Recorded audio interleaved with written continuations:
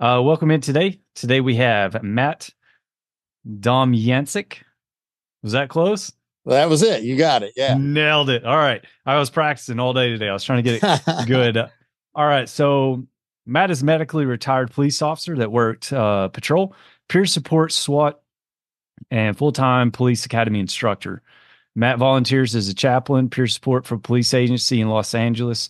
He also volunteers for nonprofit support police officers in crisis, as well as those that are injured and disabled. Matt believes all first responders can have careers that provide deeper meaning and richness in their spiritual lives if approached in the right manner. Welcome in, Matt. We've had a lot of chats in the last few days. I've really enjoyed it, and I'm excited for this conversation. I think it's going to be really rewarding for everyone. Likewise. So we'll just start off with, who is Matt? Let's talk about your story, and then I'm just going to take notes. Anything fun pops up, we'll just dive into it. Okay. Well, what part of the story? I mean, I guess a little bit. I'm originally from Ohio. And where'd you start? I started out and, was born in Western Pennsylvania, but basically grew up in Ohio till ninth grade. Then in ninth grade, moved back Western PA, Beaver County. It's like rundown steel mill towns where Joe Namath, Tony Dorsett, Mike Ditka. I played football against Ty Law. There's been a youth football series called Friday Night Tykes, and they did 3 seasons in Texas, and then they did 2 seasons in Beaver County. And they said in Texas, football is religion, and Beaver County, football is much more than that. It's life. And then they go into like, the steel mills are run down, and basically like if you want a shot at going to college, you got to be good at football and how important football is to the community. So I come from very blue collar, more patriotic, conservative areas where I think I got a lot of good values, but I also lived in a bubble. Went to Air Force Academy my first 2 years of undergrad, broke my eardrum, wasn't going to be able to fly. So I transferred to a civilian school planning on law enforcement, federal law enforcement. Then these are all longer stories, but I basically ended up a cop and a college strength coach and doing sports ministry at the colleges I coached for about 10 years. Coached at Yale and Georgetown, was a cop first in Connecticut, then in the DC area. Loved everything I was doing, was living my dream, just made a SWAT team maybe for a year or two. And then I got hurt. And as I told you offline, a bunch of surgeries that I found out I never should have had in the first place. Over medicated on opiates, benzos, muscle relaxers, antibiotics, which killed my good bacteria. And then I ended up with chronic illness on top of chronic pain. I went from super fit, athletic dude that was still lifting weights with the football players at Georgetown, and obviously on a SWAT team where you had to work out all the time, to obese, wearing diapers, no control of my bodily functions, and on a ton of drugs that I didn't know are also damaging your system before we knew that Big Pharma knew these things were addictive and dangerous, and they don't solve the root problems. They just cover up symptoms. And the longer you're on those drugs, the more drugs I was getting. Not until a SWAT buddy that used to be a narc officer was like, hey, I know on the street you deal with PCP, heroin, cocaine, but those are the things that are the bigger problem that are coming up. And you're on all of these in high doses and dangerous combinations. So ended up medically retired, fat, total identity shift, right? You're a Division I strength coach. You're still an athlete. You're a SWAT guy. You're around community, right? The athletic community, the police community. And my shrink in the DC area, who was super holistic, and they gave you options. I actually had to fight. This is another thing. The workers' compensation system for cops could oftentimes be a lot like the stories I hear for the VA. Even if you ask for help, which is stigmatized to ask for help, even for physical injuries, because I don't want to be a problem and I don't want them to call me a faker. I don't want anybody to look down on me for wanting to get help. So I'll just either pay out of pocket, or a lot with the mental health, I'm not going to talk about it. Well, I was in the middle of all these surgeries and was like, hey, I want to see a therapist. And they're like, do you want the next surgery or you want a therapist? I was like, I want both. And then it's ignore, delay, deny the process to try to get help.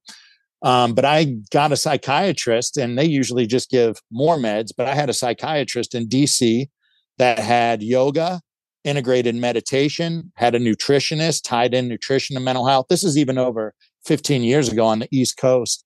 And she was super like functional and integrative medicine. And she was a real advocate for me. And even would come to some of my doctor's appointments, knowing that when you hear traumatic information, like me not accepting, I'm never going to be SWAT again, I'm never going to be a strength coach again, and my career is going to end, you don't hear all the details after. It's like you tell somebody they got cancer, they just hear you got cancer. So I had a psychiatrist that would show up at doctor's appointments or be on speakerphone.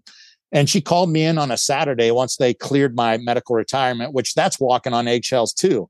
There's cops that get shot, run over on duty, and they may not even get a medical retirement, or you get an extremely limited medical disability pay that you like lose your home. You can't pay your bills, even though you can't work. And then if you can work, they have restrictions around that, or they'll take, what tax-free pension you're getting.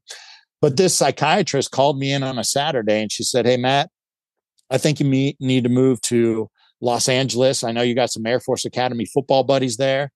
And all the stuff she did, the functional and integrative medicine, she's like, it's normal in Los Angeles.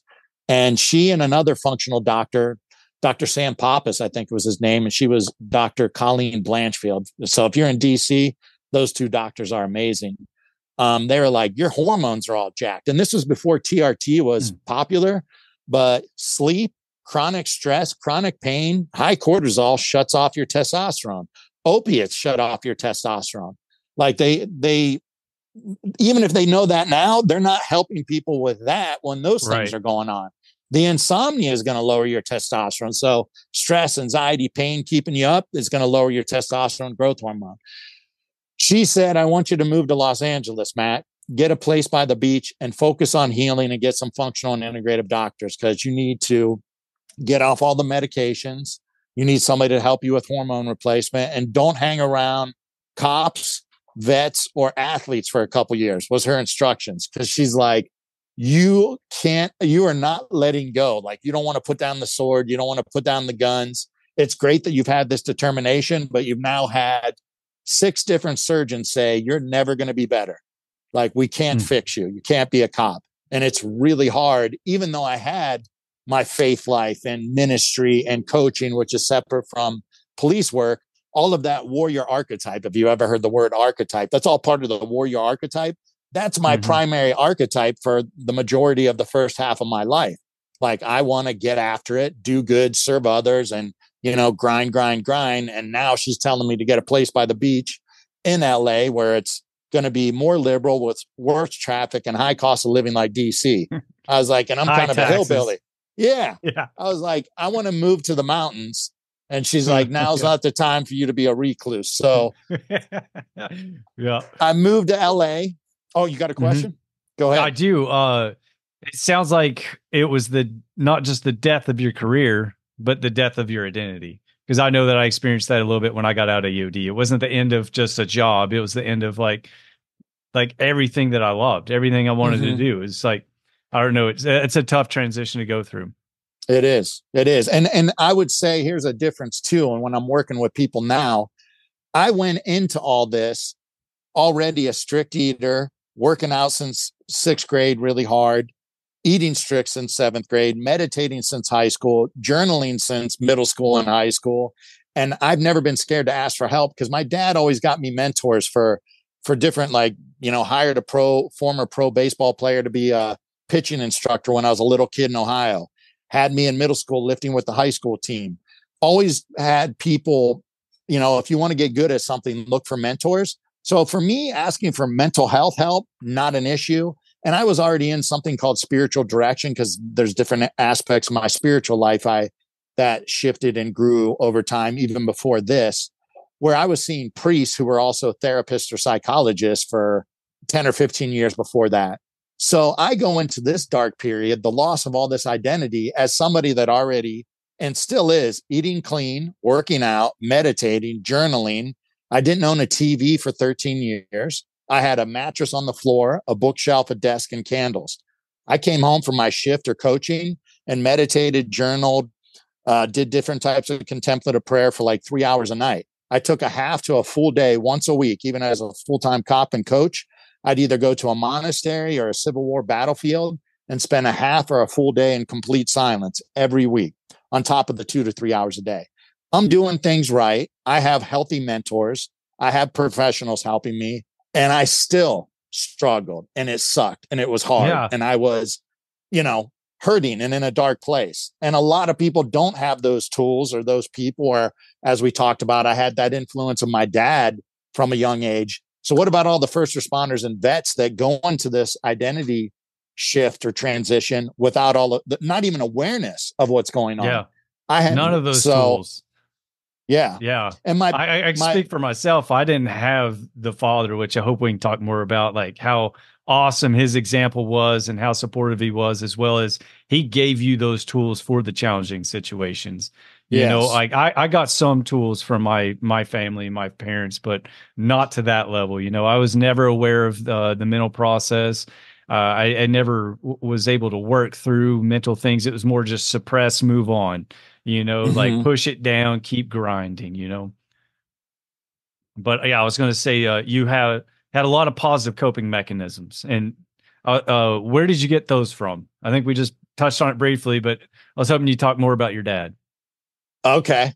Well, so the working out part started in 6th grade because I love sports. And my dad got me a jump rope, a little Walkman, I have 3 sisters. My mom didn't work. She was a stay-at-home mom, even though college graduate, played tennis for Penn State. But my dad's like, I want you to stay home. He was an electrical engineer, worked hard so he could pay the bills, but it's not like we were rich. So we didn't get everything maybe other kids got. And he always said the most important thing is time spent together. My dad coached all my youth sports teams. My dad founded the girls softball league in Hartford, Ohio, because the girls didn't have a sport to play, coached all their teams. It was just heavily involved in everything. And in 6th grade, so him getting me a Walkman is kind of a big deal because he wasn't in material things, right? It was time together, sports in the backyard with me and my buddies, coach the organized sports, and a lot of hunting and shooting.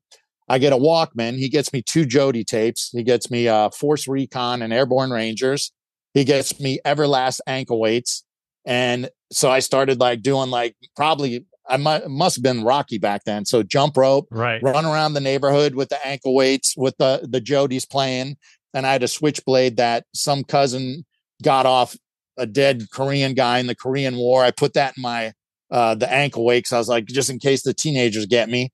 So I was running, lifting, and doing push-ups and sit-ups before bed. And my mom would come in and kneel at the bed and say prayers before we went to bed and turn out the lights. And when she left, apparently I would throw down a towel, kind of like a yoga mat, and do push-ups and sit-ups. And one night, she went and got my dad. She's like, he's screwing around. He's up after I said prayers with him. And my dad opens the door. What are you doing? And he sees me doing push-ups. I'm like, push-ups and sit-ups. And he's like, hon, let him do it. This is good. Totally encouraged it. And then come 7th grade, I started reading books like Schwarzenegger, Franco Columbo, reading the bodybuilding magazines. And my dad asked the high school football coaches, can Matt train with you guys in the summer? So suicide, stadium steps, the monkey rolls where the kids are laughing because I'm a middle school kid, 7th grade. They're like, smash me. And my dad's like, get tough, get better. And then he asked him, like, what would you need at home? What would he need at home? And it was a squat rack that also turned into a bench, even had a lat pull down, leg extension, leg curl, got me a full weight set for home. So I just got hooked. And even before that, he had his old Sears Roebucks. They were cement with plastic around them. And before we got that weight set, he was having me do calf raises and curls, like just kind of whatever he knew, until he passed me off to the high school coaches. And so I was training with the high school football team and working out at home all the time. And then in middle school for baseball, Golden Glove baseball camp, he signed me up for the high school age group. And those kids were trying to trip you and spit on you. And he's like, the only way you get better is to play better competition. And I was good for my age. So he wanted me to play up. All my best friends from Ohio, and I moved before 9th grade, I still text my childhood buddies to this day. And they were 2 and 4 years older than me.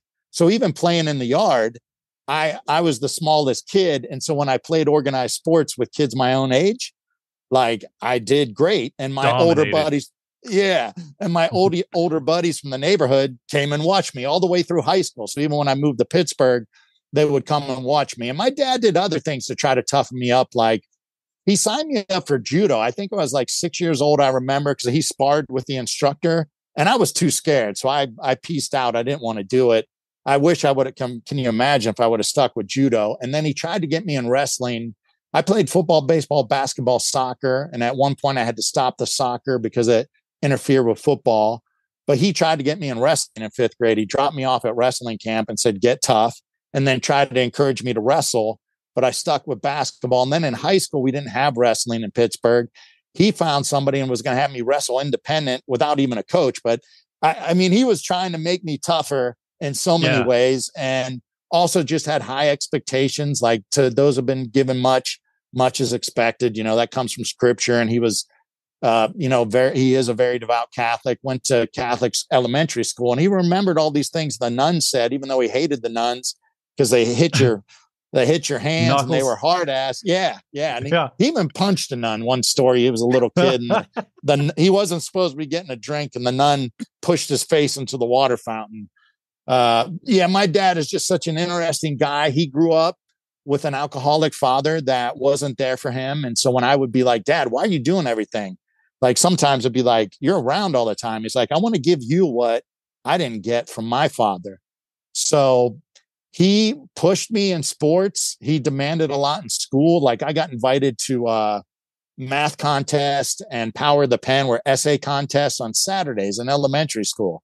And I didn't tell my parents about one of them. And the teacher called in the morning and said, why isn't Matt at the school to get on the bus, either for the math contest or Power of the Pen? And I was hiding in the closet because I heard my dad yelling, like, what? Matt's supposed to be at the school? Like, if you got to be a good student too. If you have potential, you're going. I'm like, Saturdays, math contests, writing essays. So I could write a book about the lessons my dad taught me about being a good person and what he role modeled to me and all my buddies growing up, because he took us all hunting. He played sports with us. And, there's even other things I can remember as a child, playing with all the older kids in the neighborhood. My dad was playing pickup basketball with us and football in the back. And one time I got upset about something with football, and I could have been in, who knows, 3rd or 4th grade. And I started going in the house crying. And then I turn around expecting my dad to follow me. And he's like, go in the house, your baby. And he just stays outside playing with the other guys, Yeah. And then it was probably around that age too that we all got into BMX biking, and it was really big in Ohio. And there was like a racetrack, Derby Downs in Akron.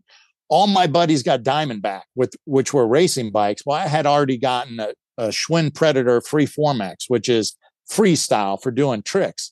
And I remember literally crying to my dad, like, Louie and Mike, everybody got racing bikes and I'm the only one. He's like, Matt, you followed your heart.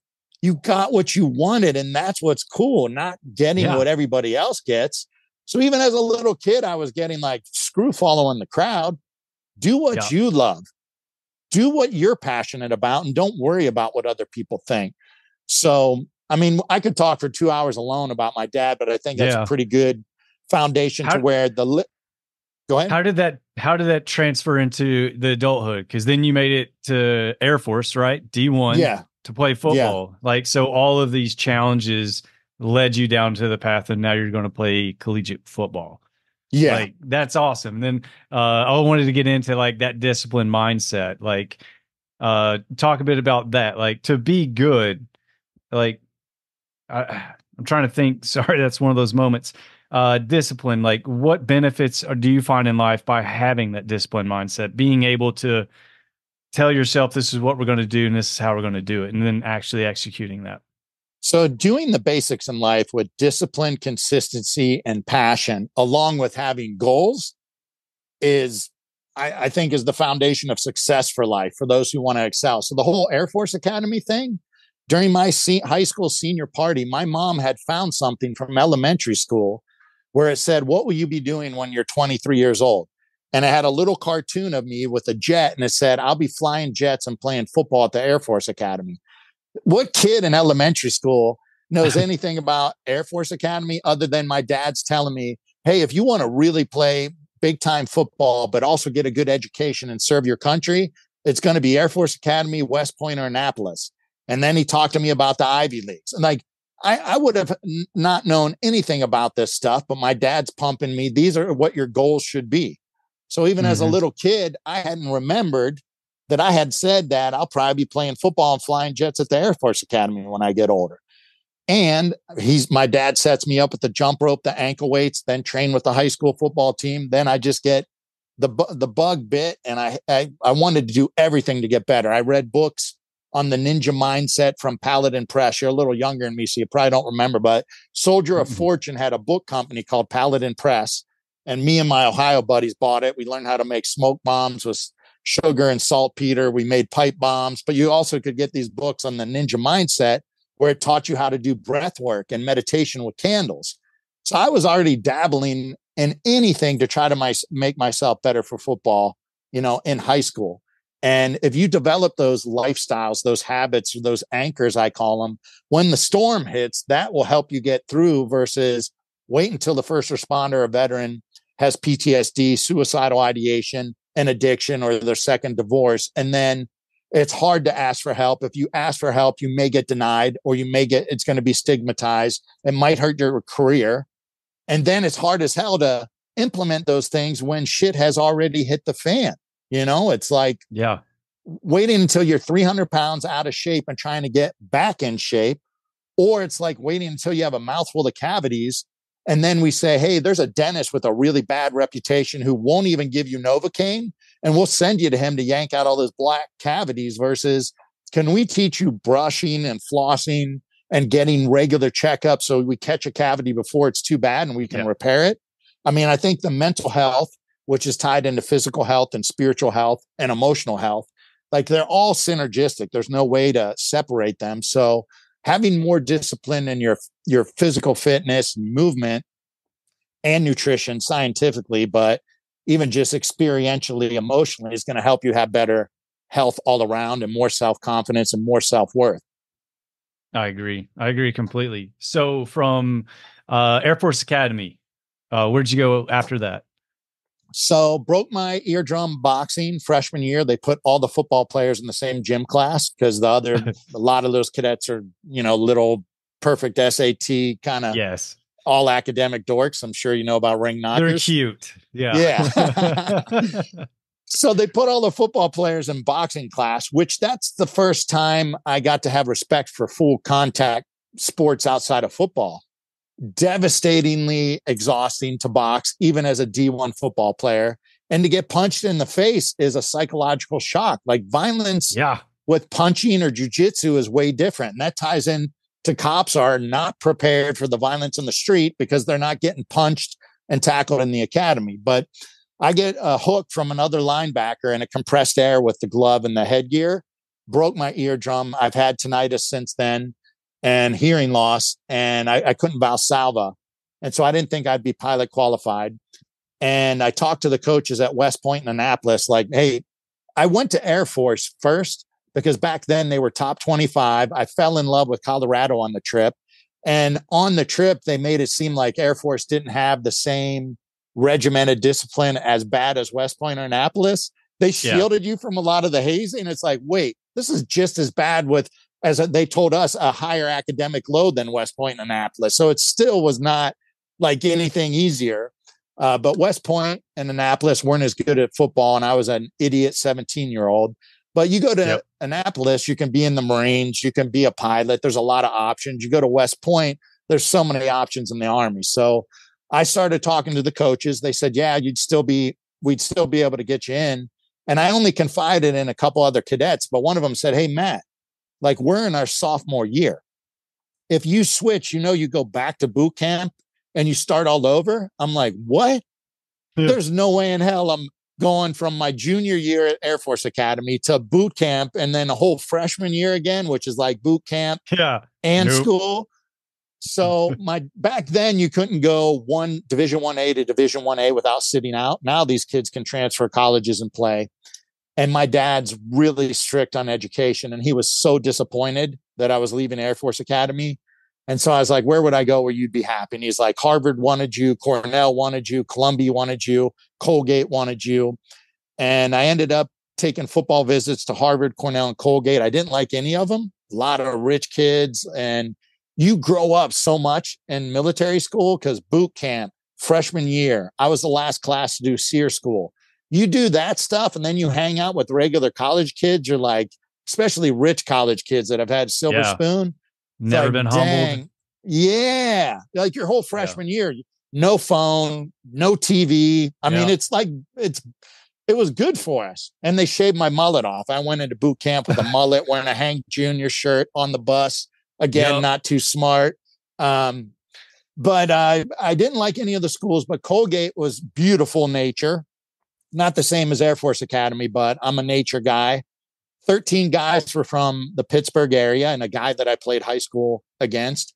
So that had some familiarity. And one of the coaches there was already having me talk to federal agents that were football alumni. Hey, if that's what you want to do, hey, we got football players that are in the Secret Service and FBI. We can hook you up with them. Where I remember Harvard and Cornell. Harvard was like, why wouldn't you come here? Because we're Harvard. That was even the football coaches.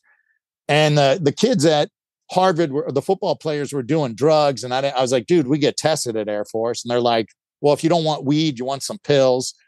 It turns out they did a ton of drugs at Colgate too. I was so freaking naive, but I ended up going to Colgate after Air Force Academy and finishing up there, and had a bunch of different experiences, both personally, because I didn't know what quote liberal meant or liberal arts. And there's not black and white, right and wrong answers like calculus, chemistry, physics at Air Force Academy, or facts. Like, things are very subjective, and they're subjective leaning towards what the professor believes. So that was different, but you learn more about yourself when you're hanging out with people that are different. Ohio, Pittsburgh, Air Force Academy, super conservative, a lot of blue collar grinders, go to Colgate, a lot of rich kids, grinders, blue collar guys on football, basketball, hockey team, but the regular students, not so much. And also I had tons of football injuries that tie in a lot of my spiritual development as well. So, I mean, things don't work out as planned, hardship and suffering. We learn our greatest lessons in life through great pain or great love. And I've had all of those things mixed into many different experiences. So to answer your question, I ended up at Colgate after Air Force. That's awesome. A lot of challenges, and it's you have such a cool story. Like I've never been to Harvard or Yale or like I think September 11th happened. I was sitting in my home ec class because that's where that's the class chicks took. So I took home ec, and I remember someone came in, turned the TV on, and that's when the Twin Towers happened. And I was like, oh. And they're like, hey, anyone who wants to take the ASVAB test, you get a day off school. I was like, I hate school. I'm like, I'm there, So then I went to ASVAB, took it, crushed it. I had no intentions of joining, but then, I guess that was my path. I ended up being told to join the military. And then I was given the option where I wanted to go, what I wanted to do. And my recruiter was like, linguist. And I was like, no. I was like, I hate languages. And then there's a math for rockets. And I was like, yeah, maybe math. I was like, that sounds okay. And then he's like, well, there's this, you work with ATF, FBI, blow shit up. And I was like, you're making that up. I was like, that's not a real job. He's like, it is. He's like, it's EOD. He's like, it's the hardest school to get through. And I was like, yeah, sign me up. And he's like, are you serious? I was like, yeah. And that's how I ended up where I went. But it's funny how we had these set plans and ideas, and it just, we go the way that we're supposed to, I feel like. Yeah. Or it works out somehow. You can learn a lesson from whatever happens to you. Right. And then from Colgate, you're a SWAT and chaplain. And my favorite joke that I had for you so far was that's one way to take the word of God to someone who's kicking in their door. But like, how did that work? Like, how did you do both those? Well, I do police chaplaincy now. After Colgate, I was going to go to law school because I thought I wanted to be FBI.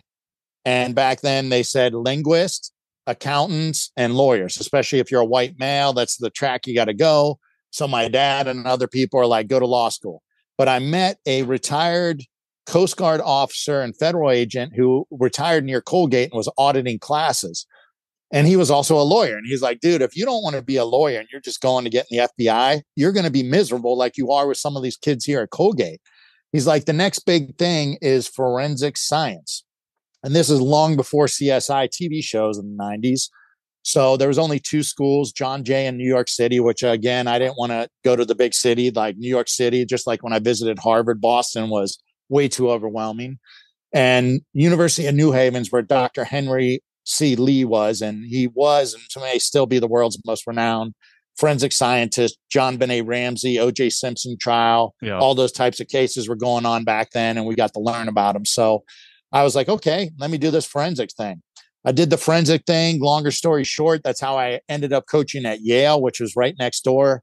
I thought I was going to try to be in grad school and train to be a free agent in the NFL, but I also had to work at the grad school as a tutor and teacher's assistant in the education department for a little discount, and trying to train for pro football tryouts, do forensic grad school. That's a lot to juggle. That's a lot. But within a couple of weeks, Yale was the closest D1 school. So I called and said, hey, can I lift there? I want to try to train. They knew me because it's Patriot in the Ivy League, Colgate, Yale are, play each other every so often. And all those coaches like, yeah, but we know that you're a credible college football player. We'll let you lift here. Well, Steve Plisk and Russ DeRosa are the coaches. I instantly become best friends with these guys, like talking to the football players, hanging out. And like, I think after 2 weeks of lifting at Yale, while I started grad school, I walked in one day and they're smiling. They're like, hey, Maddie, do you want to coach here? I'm like, you're going to pay me to come hang out here? And it can be really hard to get a college strength coach job, let alone Steve Plisk was a famous dude at the time, big in the NSCA, did a lot of the chapters in the textbook for you to be a CSCS, if you've heard of that. And I'm like, oh, hell yeah. So I walked right into a strength coach job while I'm in forensic science. And that became another huge part of my life that kept me tapped into the athletic community and allowed me to, alleviate some of the wounds of not playing football anymore. And that also eventually led to me getting involved with sports ministry, which is a whole longer story. But as a cradle Catholic, who would have ever thought I'd be involved in sports ministry with evangelicals? So I spent 2 years doing forensics, coaching at Yale. I started doing MMA before MMA was popular. I was in Connecticut and I went to New York City to train. We hooked up before there was even the internet. There was like DOS prompt. And I forget how I figured out to do supplement research or research on martial arts or whatever I was interested in. And I met this guy, Vinny Giordano, out of New York City, who is like a martial arts instructor, a documentary filmmaker. And he starts sending me VHS tapes. And then I start going of all these different things to train. I start training with Roger Denton and some Brazilian named Fabio in Stamford, Connecticut. And it was in street clothes again. There weren't jujitsu schools back then. It was street clothes. There's a little bit of Jeet Kune Do, BJJ, Muay Thai. Then training with Vinny on weekends in New York City. And he said, you got to meet this guy, Tony Blauer. If you want to be a cop, I think you should meet him. Well, then I meet Tony Blauer and I end up doing law enforcement only courses with Tony Blauer at Smith & Wesson Academy. I skipped grad school for a couple of weeks. And I'm like, dude, this spear system is cool. He ties in the psychology of violence with the physiology, startle flinch response. And then through that, I learned about contract training centers. And after your first year of forensics, you have the summer off, but you have to do something like 180 or 200 hours of an internship in a crime lab. Well, I knew from Tony Blauer that there's these contract training facilities by special ops guys or ex-SWAT guys that are training special forces units before they go over to the Middle East. So I wrote Hike, Stalk, and Shoot, Blackwater Lodge, and Storm Mountain Training Center. Hey, I need you to sign off on paperwork that I'm doing research. I'll just write papers on whatever, ballistics on my own. If you're willing to sign it off, I'll do grunt work if you just let me watch training. And Blackwater Lodge was the big fancy one owned by Eric Prince. And they did get in trouble eventually and for whatever type of stuff going on. But I don't know if that was Bill Massiangelo that was the guy that in charge of it at the time. But anyways, I'm going to go spend the summer watching Navy SEALs train. I'm super pumped. But on the way, I stop in West Virginia where Rod Ryan is, former Green Beret, DC SWAT. And he had Storm Mountain Training Center, most known for sniper schools and also handgun and CQB. And he emailed me back and said, you can swing by this week, but he didn't say anything about doing the grad school paperwork. So I was like, hey, I'm just going to swing by, check this place out. And the week I was there, we did an air assault course. Well, I show up and he's like, "Oh, college boy, I didn't think you were going to come." I'm like, "Well, yeah." And like, I'm super interested. He's like, "Well, grab your gear." I'm like, "I don't have gear to do rappelling and fast roading or whatever." And I don't even know if I had a gun on me because I didn't think I was going to be shooting at Blackwater. So he may have given me a gun, a drop down holster, and a harness. And I did a week of air assault with military and law enforcement guys. And I told you this, earlier on the lunch breaks, all these special ops guys are talking about it was a penis measuring contest about what they do to girls and how much they drink. And Rod had 2 teenage sons. And I'm like, I don't need to be around all this peacocking. And I talked to the kids about sports because I was into sports. I was into ministry. They were a Christian family. And I told them about Blackwater. So on the Friday bonfire for graduation, Rod comes up to me and said, "I hear you're going to Blackwater Lodge." I'm like, "Yeah," because I had that paperwork I needed and you didn't respond about that. And he's like, "Hey, do you want to fill out, you want to hold clipboard for squids? You want to stay here and train like a man?" I'm like, where am I going to live? I got to find a place to live. He's like, "I got a bunk room underneath a gun store. You're going to eat meals with my family." Done. I'll call Blackwater and tell them I'm not coming. So 3 months. Amazing. Yeah. 3 months of, and even if you're on a full-time SWAT team and you get sent to a good shooting school, a 5-day, combat handgun, and you shoot 5,000 rounds or whatever, a sniper school, you don't get those all the time. Right? No. I did 3 straight months of, handgun 1, handgun 2, handgun 3, sniper 1, 2, 3, repeating the courses, another air assault course, combat shotgun, CQB. Here's a SWAT school. 3 months of running and gunning. Yeah. That's my heaven right there. And it was beautiful because I grew up with my dad hunting and reloading and shooting, where it was close one eye, steady your breathing, squeeze one shot off. And it's got to be in the orange. My dad still uses these same orange bull rings, a lot of groundhog hunting. And even though we had semi-autos, my dad would only let me put like 2 in the clip because he's like, you can't, spray and pray. Yeah. And here I'm learning open-handed, modified isosceles, basically like a linebacker stance, run and like unload with both eyes open and be aggressive. And, as I told you, Rod was different than other shooting schools, especially for law enforcement, because he would shoot you a sim. He would Charlie horse like Nia. He'd stand on the berms downrange and launch tennis balls at you. And sometimes when you're doing shooting and weaving, he would take cones out and he would stand there as one and have you live fire, like sweeping around him and be like, yelling at people. It was intense, and if some people didn't want to drop their mags, he took some 1911 that was probably like a $4,000 gun. He's like, "You're going to do in real life what you do in training." So he dropped the mag and unloaded this 45 custom gun and like skidded it across the range. Like he just got after it, was super aggressive. I love it. I told you the story of like, we're PTing with ghillie suits, and the cops hated this. We're never going to wear ghillie suits, but he'd make them make a ghillie suit. We'd PT with a drag bag, a bunch of ammo. He'd be on a quad. Then he'd tell us to get down and make a shot. And when I went to get my rifle, he tackled me. I'm trying to open the drag bag and we're getting in a fight and fighting. And then I'm even more exhausted before I take the 400 or 600 yard shot. So the mentors I had, like having Tony Blauer and even Vinny Giordano, these guys that are really great at martial arts, having Rod Ryan, and then being around special operations and Metropolitan SWAT guys all summer. That was a huge shift because I was like, I don't think I want to be a Fed.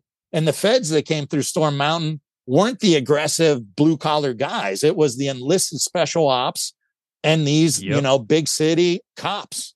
So that was kind of what I did next. So I finished up the forensics degree and was like, dang, I really don't want to be a cop or a Fed.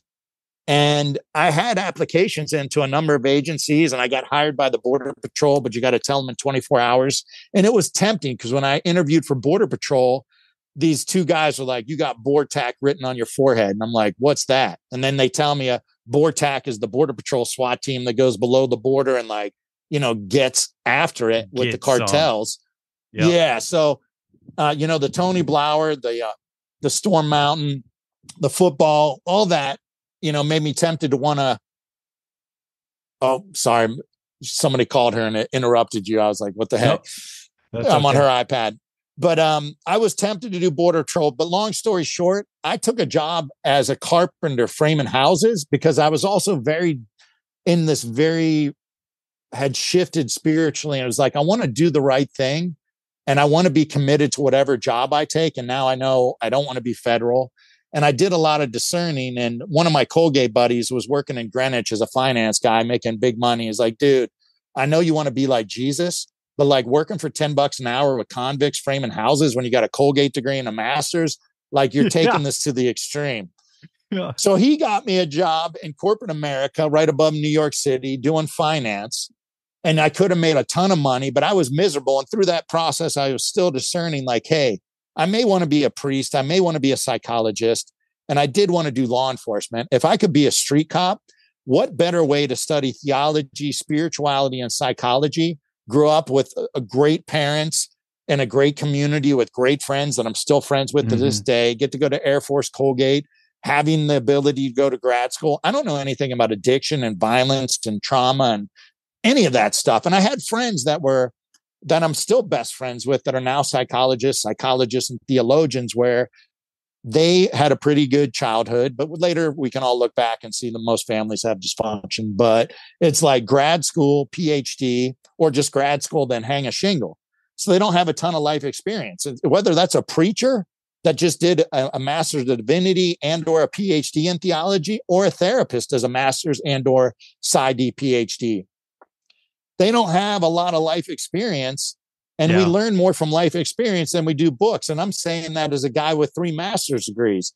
I learn more from reading books on my own and my life experiences than I have in grad school. So I decided that I felt like God was calling me to be a cop. Let me try to be on a real SWAT team. I get to wear a uniform, be on a team, and what better way to do ministry, because everybody's having a bad day, the criminals and the victims. You want to learn about suffering, become a cop or a firefighter. You're going to see death, violence, addiction, suffering, codependent, toxic families every single day, mental illness, things like that. And what a better way to say, like, I want to make a difference in the world if you can approach it like that. I know most people think cops don't care. I would like to believe, and I know based on the work I've done as a cop and a police chaplain, there's other cops out there that may not view it as a mission from God like I did in doing ministry, but they're there to help. It's like, this is not a good situation, but if it's going to be a bad situation, let me be there to try to make it as good as possible and help these innocent people out. And hey, you can respect gang members and criminals and teach them lessons as well, perhaps. So I ended up being a cop, and I got to continue being a coach at Yale. Then I eventually left. Connecticut was way too liberal. They were charging cops with shootings even 20 plus years ago. One of the departments I was with, you had to do paperwork if you drew your gun. So then I'm getting in fights when other departments are pulling their guns because my supervisor's mad that I'm pulling my gun. You can't wear frisk gloves, a lot of needles back then. Frisk gloves were too intimidating. You had to do paperwork for every motor vehicle stop. Now this is the way the world is, but it was 20 years ago in Connecticut, and the training sucked. I will tell you this, for people that don't understand law enforcement, after training with Vinny, Roger Denton, Tony Blauer, Storm Mountain, I go to the Connecticut Police Academy. Dude, you're learning, quote, martial arts that would never work. You don't get enough training in them to begin with. To be proficient at it. Yeah.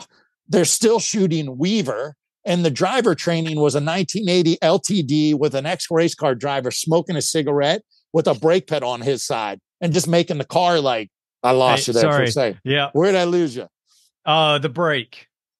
So you got a guy sitting there, NASCAR in it, smoking a cigarette. Yeah. So the training was bad. And I would like America to know that when you see a cop that does something that they say is racist or being a power tripper or brutal, it's some cop that's overloaded, undertrained, and out of their gourd. They're not in their prefrontal cortex. They don't have the motor skill development or the ability. Yeah, it's life or death. And they didn't get enough fitness, fighting, or shooting to make a good decision or a performance under stress. Like your high school athlete gets more practice in 1 week than a cop gets in an entire year of skills training that could be life or death for a cop, but it's catching and throwing for a high school athlete. 2 hours a Yep. night, 5 days a week. You got more your high school kid played football, basketball, softball, volleyball more in 1 week than a cop will get on duty, fitness, fighting, and shooting in an entire year. Yeah. I So had a friend, he was with the Phoenix Police Department, and he was bomb squad for 15 something years. And during this whole shift where like you could really feel like there was a lot of demonizing of the police force and stuff like that, they lost a lot of police officers. So they had to get more boots on the ground, boots on the streets. So they put him back on the street. And he's like, I haven't been a boot cop in 15 years. Like, what about some training, like refresher stuff? And they're like, no, like you've been on the police force for almost 20 years. Like, get after it. And he was like, no, I quit. And he retired. wow. And I was just like, it's insane. Because I agree with you. I think we need to factor in training. Because in the military, we Yeah. had training. Like that's Oh, yeah. basically all we did for 6 months, 8 months, even sometimes a year before we deployed. So when we got over there, we're thinking ahead, so the reaction time doesn't have to be as fast, like we're able to process because we've trained everything 100,000 times. So it was a lot more efficient. So I agree with you on that. As well as I was going to talk to, you mentioned a couple of times, police officers and firefighters being helpers and they want to help people. Yeah. And also these individuals don't want to ask for help. And Yes. that's something that I've seen to be very true because they want to be the helper, not the one needing help, So Yeah. that, I think that's a hurdle for every one of them to get over also is being like, okay, I need the help now, That's a stigma for men in general around mental health because the macho suck it up culture. If this bothers you, this isn't for you. Real men don't cry, all that stuff. I mean, maybe now these generations are getting too much of you're a victim and, you need coddled and cried and no responsibility, no accountability. But it's still very strong for the older generations that there's a stigma to getting help. These things shouldn't bother you, but you're not a human being if seeing death and women and children and elderly and innocent people that are suffering and getting hurt in car accidents and dying and watching children scream about the parent that got shot in a random drive-by.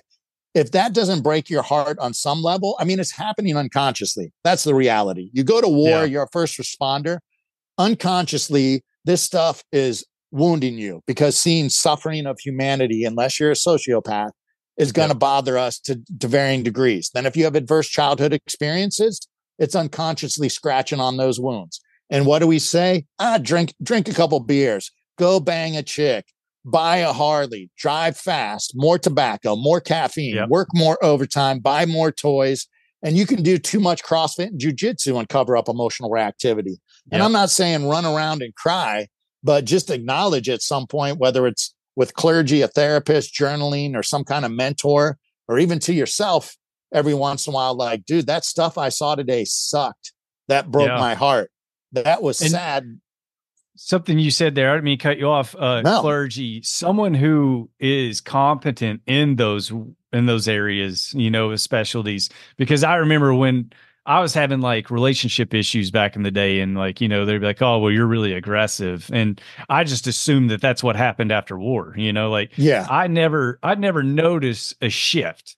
It was so subtle that like it was almost like I thought I was the same person, but everyone that knew me saw that I had changed. And then I turned around to like all my boys, all of the EOD guys. I'm like, hey, the chick said that there's something wrong with me. Like, is there anything like, are you guys? And they're like, oh, the same thing's happening with us. Like, you're fine, dude. We're EOD techs. This is what we do. And I'm like, okay, we're fine. She's crazy, but you're talk to someone who knows. Because that's not who we had. We didn't have those resources because we avoided mental health. If we went to mental health and talked to them and they're like, hey, you have some issues, I was done deploying. I was never allowed to deploy again. And I was like, I never wanted that because I loved my job. And I feel like everybody suffers from that a bit. And that's in close loop of if you talk to this person who's the one that's provided by your employer and they find it in a negative light, you're done. You're done working. You're done doing what you love. And it keeps us from talking about it. So there's that stigma, and some departments may or may not do that. Sometimes people ask for help, then it gets denied because they don't want to cover it. Sometimes it's people that are not culturally competent. So I would say a lot of clergy and psychologists and therapists do not understand vets, firefighters, and cops. And they start crying when they hear one story from war or one call as a firefighter you've been on. It's like, dude, if that makes you cry, like, how are you going to help me with the things that are really bothering me that I haven't gotten to? So I had one do that. I went into therapy and she was like, she wanted to do EMDR, and we were doing EMDR. And after that, like, I went the soft version, you know, like the highbrow, like none of the gruesome stuff, just like some of like the big ones that I thought. And she told me after that she had to go to therapy herself after listening to our therapy session. And I was like, one, I wish you wouldn't have told me that, because now I don't want to tell her any of the dark stuff, you know? Yeah. Yeah. So those are problems. So like, even if you do ask for help, will you get in trouble? Because there's been cops that say, hey, I did have a beer before work, or I slept with somebody on duty, but it's because of that shooting 2 years ago. And then that car accident that was a year before that. I didn't realize how much it bothered me. That's why I started drinking. And then you get in trouble. So you hear that, then it depends on where you work. Will they cover it? How many sessions will they cover? And then will they get you and understand you? So Here I am. I want people to see trained, I would say, chaplains that are like a certified chaplain or a spiritual director, not just a straight up ordained clergy. A lot of the times are just trained in their narrow bandwidth of religion to talk about how you get salvation and whatever their religion is. Do they have some background in psychology and pastoral counseling, and spiritual direction is the word? And then mental health therapists, psychologists, psychiatrists, like, they're hard to find a good one that understands cops, firefighters, and vets too. But I would want you to keep trying. So like the message be like, go see somebody 2 or 3 times. And if you don't jive with them and you think they don't understand you, don't quit. But that's what my heart breaks, is because I know a lot of cops, when I was a cop and now as a chaplain, they go once. And if the person sucks, they're like, dude, this therapy counseling thing doesn't work for me. Yeah. I'm like, there might keep trying different people. Or ask your buddies that are veterans, who do they see? If you're a cop or a firefighter and you got a veteran in the area, ask them, because there is some crossover. So, but it would be nice if we gave people their own self-regulation tools, an understanding of how our brain works, and the physiology of stress and trauma stored in our body, like in boot camp or after you get done with the pipeline in the military, whatever training you're doing before you're deployed, but in the police and fire academy, and then teaching breath work and meditation, and how other things like sauna and cold plunge, massage, acupuncture. How do you calm the body and the brain down and increase the parasympathetic nervous system, lower your cortisol, tap the brakes, rest, relax, and digest? Like, we need self-regulation and stress management tools. We need to teach about what trauma and the suffering of others is doing to us unconsciously. We need to recognize what patterns we have in life from childhood that are not serving us well, because a lot of people join the military, police, and fire because they want to do good, because somebody wasn't there for them when they were younger. But that means you got some baggage from childhood that you may not be aware of, and the job's going to screw it up even more. And it's unintentional, and it doesn't mean you're a bad person, and it certainly doesn't mean you're crazy or weak, but we're not teaching that. So it's still stigmatized. And I don't know which rabbit hole you would want to go down, but these are all like super important things. Yeah. Right. No, it was kind of like the teeth that you were talking about earlier. Like I didn't start getting dental help, I'm using that in quotations, for my PTSD until it was all rotten. So by that point, you've got all this work to do on the back end, as well as now you're starting to develop the tools that you need moving forward. So it's like, I wish that there was a better thing in place to where we got the tools prior to the decay. For me, it was just as simple as not completely understanding what I was getting into. I feel like I listen to quite a few people talk, and it seems like the baseline is not accepting what will happen. For me, it was the loss of like innocent people. Like in my mind, I don't know why it was so black and white. It was like only the bad people are going to die in war, and it wasn't. I wasn't mentally prepared for the loss of life of innocent people. And I feel like that was the breaking point for me. And then I just pushed it all down and just pushed through life, and then like that just kept building and building and building to the point where it was just like overwhelming. Mm-hmm. But so how did you get to chaplain?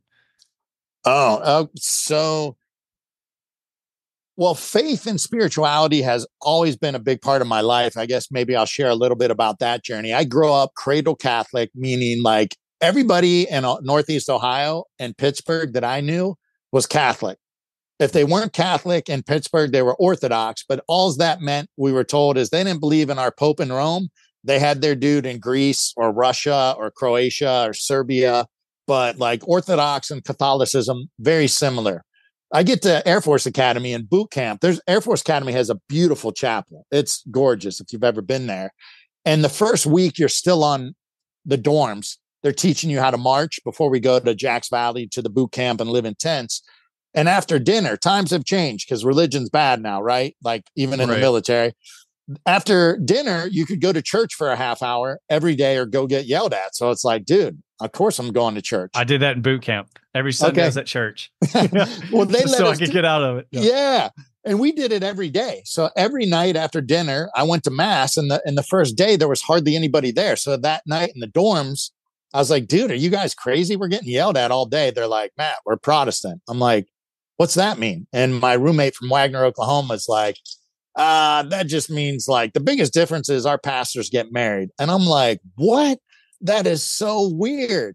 But then we had Mormons on the football team that couldn't have caffeine or candy or soda or pop, depending on where you are. So I was like, wait, at 18 years old at Air Force Academy, I learned that there's all these other, now I know there's over 30,000 Christian denominations. There's also other religions altogether. When I transferred to Colgate, I didn't know anything about that. There was half the school was Jewish. And there were bad words now that I know were derogatory about a lot of different things I said as kids that I didn't know they were derogatory to different ethnicities or religions. I mean, I really grew up in a bubble. So I was like, hey, I'm 18 and I don't know how people don't get this to this day as far as religion and spirituality. And that's something we can go into and explain. But I'm like, I can't tell everybody's Catholics, right? Because I didn't know about my Presbyterian roommate from the Adirondacks or my Southern Baptist roommate from Oklahoma. But we've all been trained that we're the ones that got the right interpretation of scripture, at least if you're a Christian or whatever the scripture is of your religion. But in Christianity, we got the right rules from the right interpretation so that if I follow these rules on a day I physically die, my people, my tribe, my church are going up in the bright blue sky to see the white bearded guy that'll tell us if we're going to hell. And you're going to hell. You're a church across the street. We agree on 80% of things. And I was like, there's no way everyone's right. Like, and I'm not going to try to tell anybody Catholic's right. So even as an 18-year-old freshman, I was like, wow, there's a lot out there that I don't understand. And I want to be open to it. So I asked lots of questions. When I get to Colgate, I asked a lot of questions to the Jewish students and professors. And I kept going to mass on my own through boot camp and even, during the freshman, sophomore year on Sundays. And sometimes you could wake up early before the marching and go to mass. And I'd do it just out of habit. My dad's modeling as a kid. My dad sat in his chair every night in silence, and he still does to this day, and he prays. And I remember as a little kid being like, hey, Dad, and I'm trying to get his attention. I told you my dad was so heavily involved in all my sports and in the hunting, and not just me, my sisters, even my friends. And he kept quiet. And when he got done, he's like, hey, Matt, that's my hour I'm talking to God. Any other time I'm home, I'm yours. But when you see me doing that, I'm praying. So I had my dad role model that, as well as service to others and community. And my dad is really intelligent. He's also very blue collar and a bit of a badass, and grew up in a tough town and sticks up for what's right.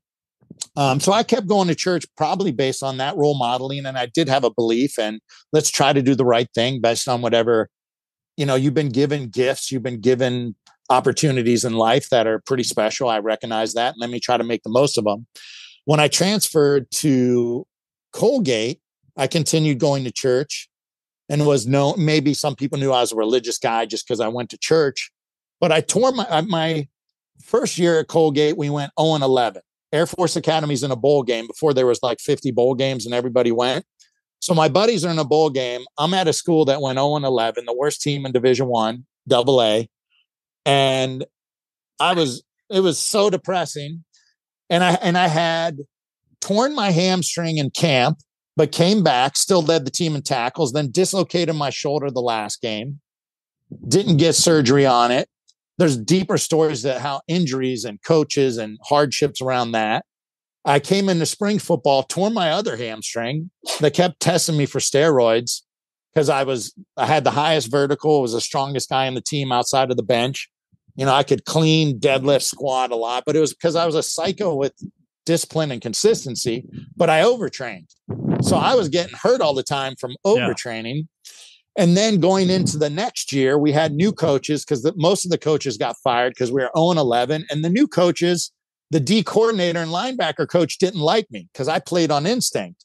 And they liked the guys that did this and that. And I wasn't a cheerleader. They're like, hey, Matt, if you're a leader on the team, you should be repeating our yeah. I'm like, no, I will role model your job. Yeah. Like, I'm not the cheerleader, buddy. And, you know, this is fast forwarding, but I was the MVP of our team 2 years later. That was the Patriot League championships, went to the playoffs. I was so done with these coaches that made so many people's lives miserable. And I saw this as a strength coach too. There are people that are not emotionally intelligent and not good people investing in college athletes. It's all about them, their ego, and winning and keeping their job and going to a bigger school. So I didn't even go to our banquet, and I was the defensive MVP, and I had an endowment scholarship named after me at Colgate. And all my buddies called me and said, hey, you know what the coach said? You were the MVP. You were cock the hammer and go 110% all the time. Really hard to coach. I'm like, put it on my tombstone. If that's the worst thing you can say about me. Right? I wasn't your cheerleader, but I was cock the hammer and go 110%. I always want to try to be the hardest worker in the room, or like my dad showed me, go around people that are training harder or better than you. So you have to try to keep up. You talk about that earlier, your perspective on the grind. I really enjoy that. I was hoping you could talk about that briefly. Yeah. Can I finish one thing about the spirituality before I lose it? I'll just put a note. Yep. So the next year at Colgate, I'm the leading tackler the year before, yada, yada. We're having these, battles, and I'm not backing down even as like a 20 or 21-year-old, like whatever. If I don't play, I don't play, but I'm sticking to my guns. They put me in the second quarter, the second, third, fourth. I play 3 quarters. I have 21 tackles and like 2 for a loss. They're like, hey, can we kind of like meet in the middle, like compromise here? So the next week in practice, we're playing Buffalo, a 1A school. All week long, practice is going great. On Thursday, Friday, it was Thursday or Friday. It might have been Friday, where you just have maybe helmet and shoulder pad. Yep. And I was practicing a blitz, and I did a cut, and I tore my the head of my medial calf in half. It detached. And it might have been because of overtraining. And I was doing a ketogenic diet even almost 30 years ago. Now it's cool. There was a guy, Dan Duchesne, into steroids, but he wrote a book, Body Opus. And I wanted to be strong, jacked, and ripped. So I was doing keto back then, but I don't know.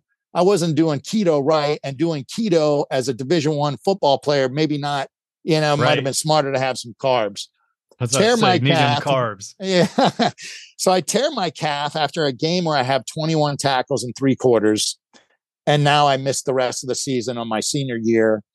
And I had quit drinking because I got to Colgate and thought, wait, let's have some beers with my buddies, because we didn't get to do this at Air Force much. It was like prison. But I think I told you before we started recording, like I got to Colgate and I'm like, this seems like these people are so immature after you go through boot camp, a freshman year, SEER school. These kids have no idea about the realities of life.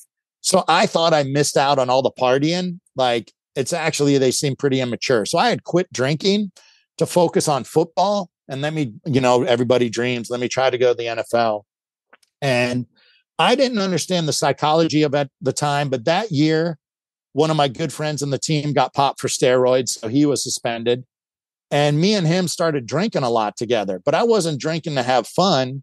I realized I was drinking to self-medicate, because if I can't run, they said I was never going to run again. That would mean no FBI, no football, no going back to the military. So I really lost my identity even back then, before I lost it again later with the medical retirement. And I had gone to the bookstore to buy a book on drugs. I was looking at painkillers. I used testosterone for 2 weeks. I did all this research, even talked to doctors I wanted to try to increase healing. I had never smoked weed or done drugs in my life. And I had tackling records and powerlifting records, high school and college. And it was really like going against what I believed in, even to do a minimum dose of testosterone. But I'm drinking and rationalizing and self-medicating. And I made out with a girl on the basketball team and a girl on the soccer team in 1 week, which is not how I was raised. Right. And I'm like, dude, I am not living my highest true self here at all. I'm not living the way my dad taught me to be. And I bought a book at Walden Bookstore. I had to drive to Syracuse because we didn't have the internet. There was no Walden or Borders bookstores or Barnes and Noble.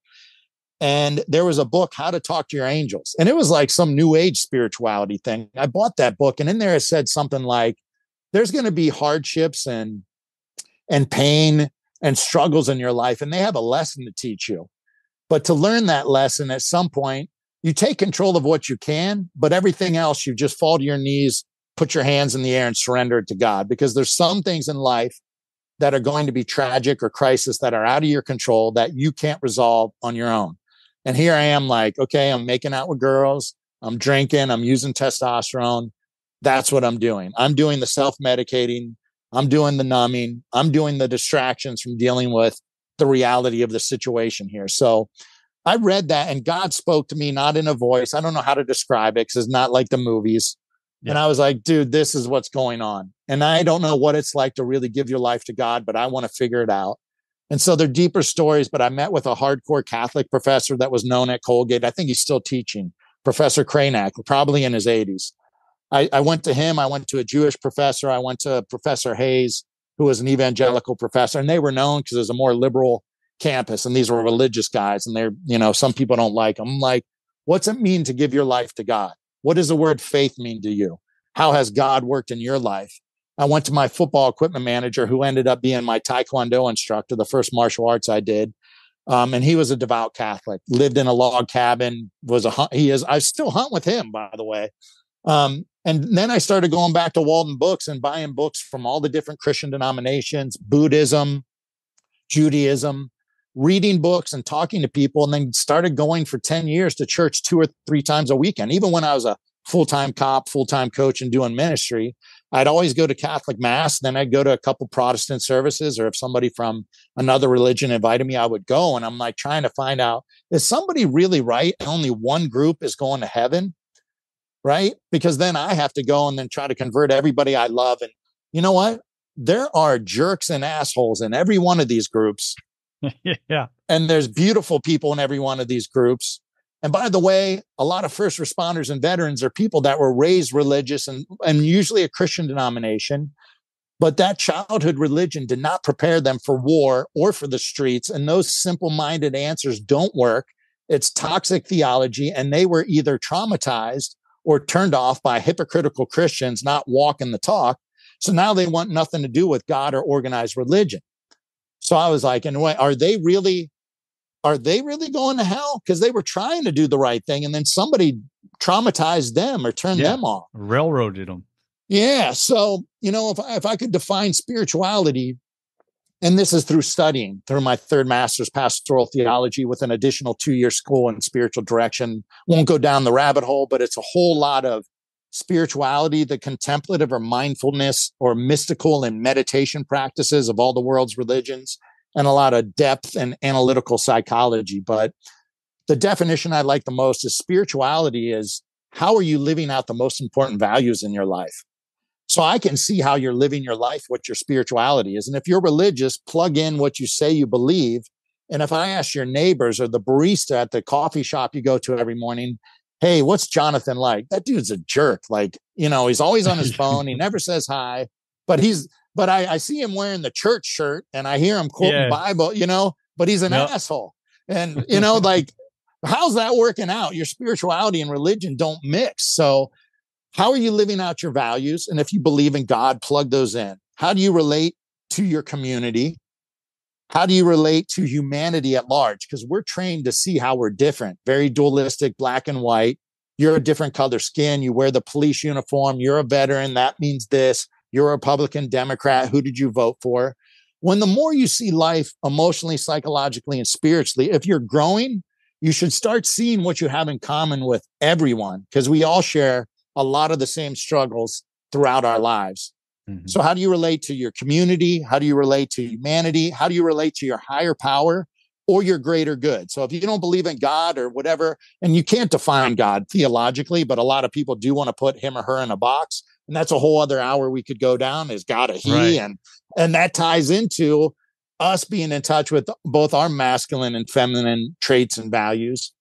And what's the framework for you, spirituality? What's the framework for you to continue to find meaning and purpose through the adversity and suffering? So I would say that 10-year journey that started with my calf tear and doing testosterone and making out with girls and going back to drinking. So it went from this religiosity, churchianity journey with good intentions of following the rules to get to heaven, which creates a lot of guilt and shame, even though we say we're saved by grace and not like, no, but you're told you're going to burn in hell if you don't follow these rules perfectly. That's fear. Yeah. Yeah. And the theology of original sin is another rabbit hole. St. Augustine made a translation mistake. So this whole thing that we're all so inherently evil and we can do no good and all that, versus the spirituality of life is the experience of the fruits of the Spirit, or peace and love and God and meaning and purpose, even in the darkness, even in the hardship. I can lean into the pain and suffering. There's no straight line from order, disorder to reorder, or in all the religious traditions, there's life, death, rebirth. There's the hero's journey, Joseph Campbell, if people haven't heard of that. That's the framework for a lot of movies and mythology from all the world's religions and all the world's cultures, even outside of religion. And mythology is talking about a deeper truth. Our stories and symbols and images, analogies and metaphors speak to the unconscious. They speak to the spirit and the soul. It's not PowerPoint information that changes our life. There's deeper truths that are often symbolic in stories that we can reflect on our life experiences and be, aha, that's what the heck is going on. It's not following the rules to get to heaven. I hope I live another 30 or 40 years and get to spend them with my woman and lifting weights. If your theology believes that God created the heavens and the earth, then everything around you is church every day. If you got your eyes and ears open, your head on a swivel, and your heart's open, I can experience. Yeah, it's about the experience of whatever it is you believe is your greater good versus trying to follow the right rules with perfection to get somewhere and have guilt and shame if you don't. So I just kind of wanted to define spirituality as far as that. But yeah, you had another question. I just wanted to define spirituality because there's so many people that are like, dude, they hear chaplain, even as a former SWAT guy. And it's like, I'm not here to preach. And a chaplain's job is not to preach or evangelize. Yeah. That's something I was going to hit on too. Chaplain doesn't mean Christian. It's not a denomination. You're not a representative of a denomination. Like, how would you define the role of a chaplain? The role of a chaplain, technically, at least within government work, because there's a separation of church and state, right? You're not there. The Lemon versus Kurtzman is a Supreme Court case, which applies to the educational system and government agencies. Like, I cannot promote nor deter the pursuit of religion. And even if I'm a cradle Catholic with with a lot of background with evangelicals as well, and I've immersed myself in Buddhism and Native American and other theologies and spiritualities, it's not about what I believe.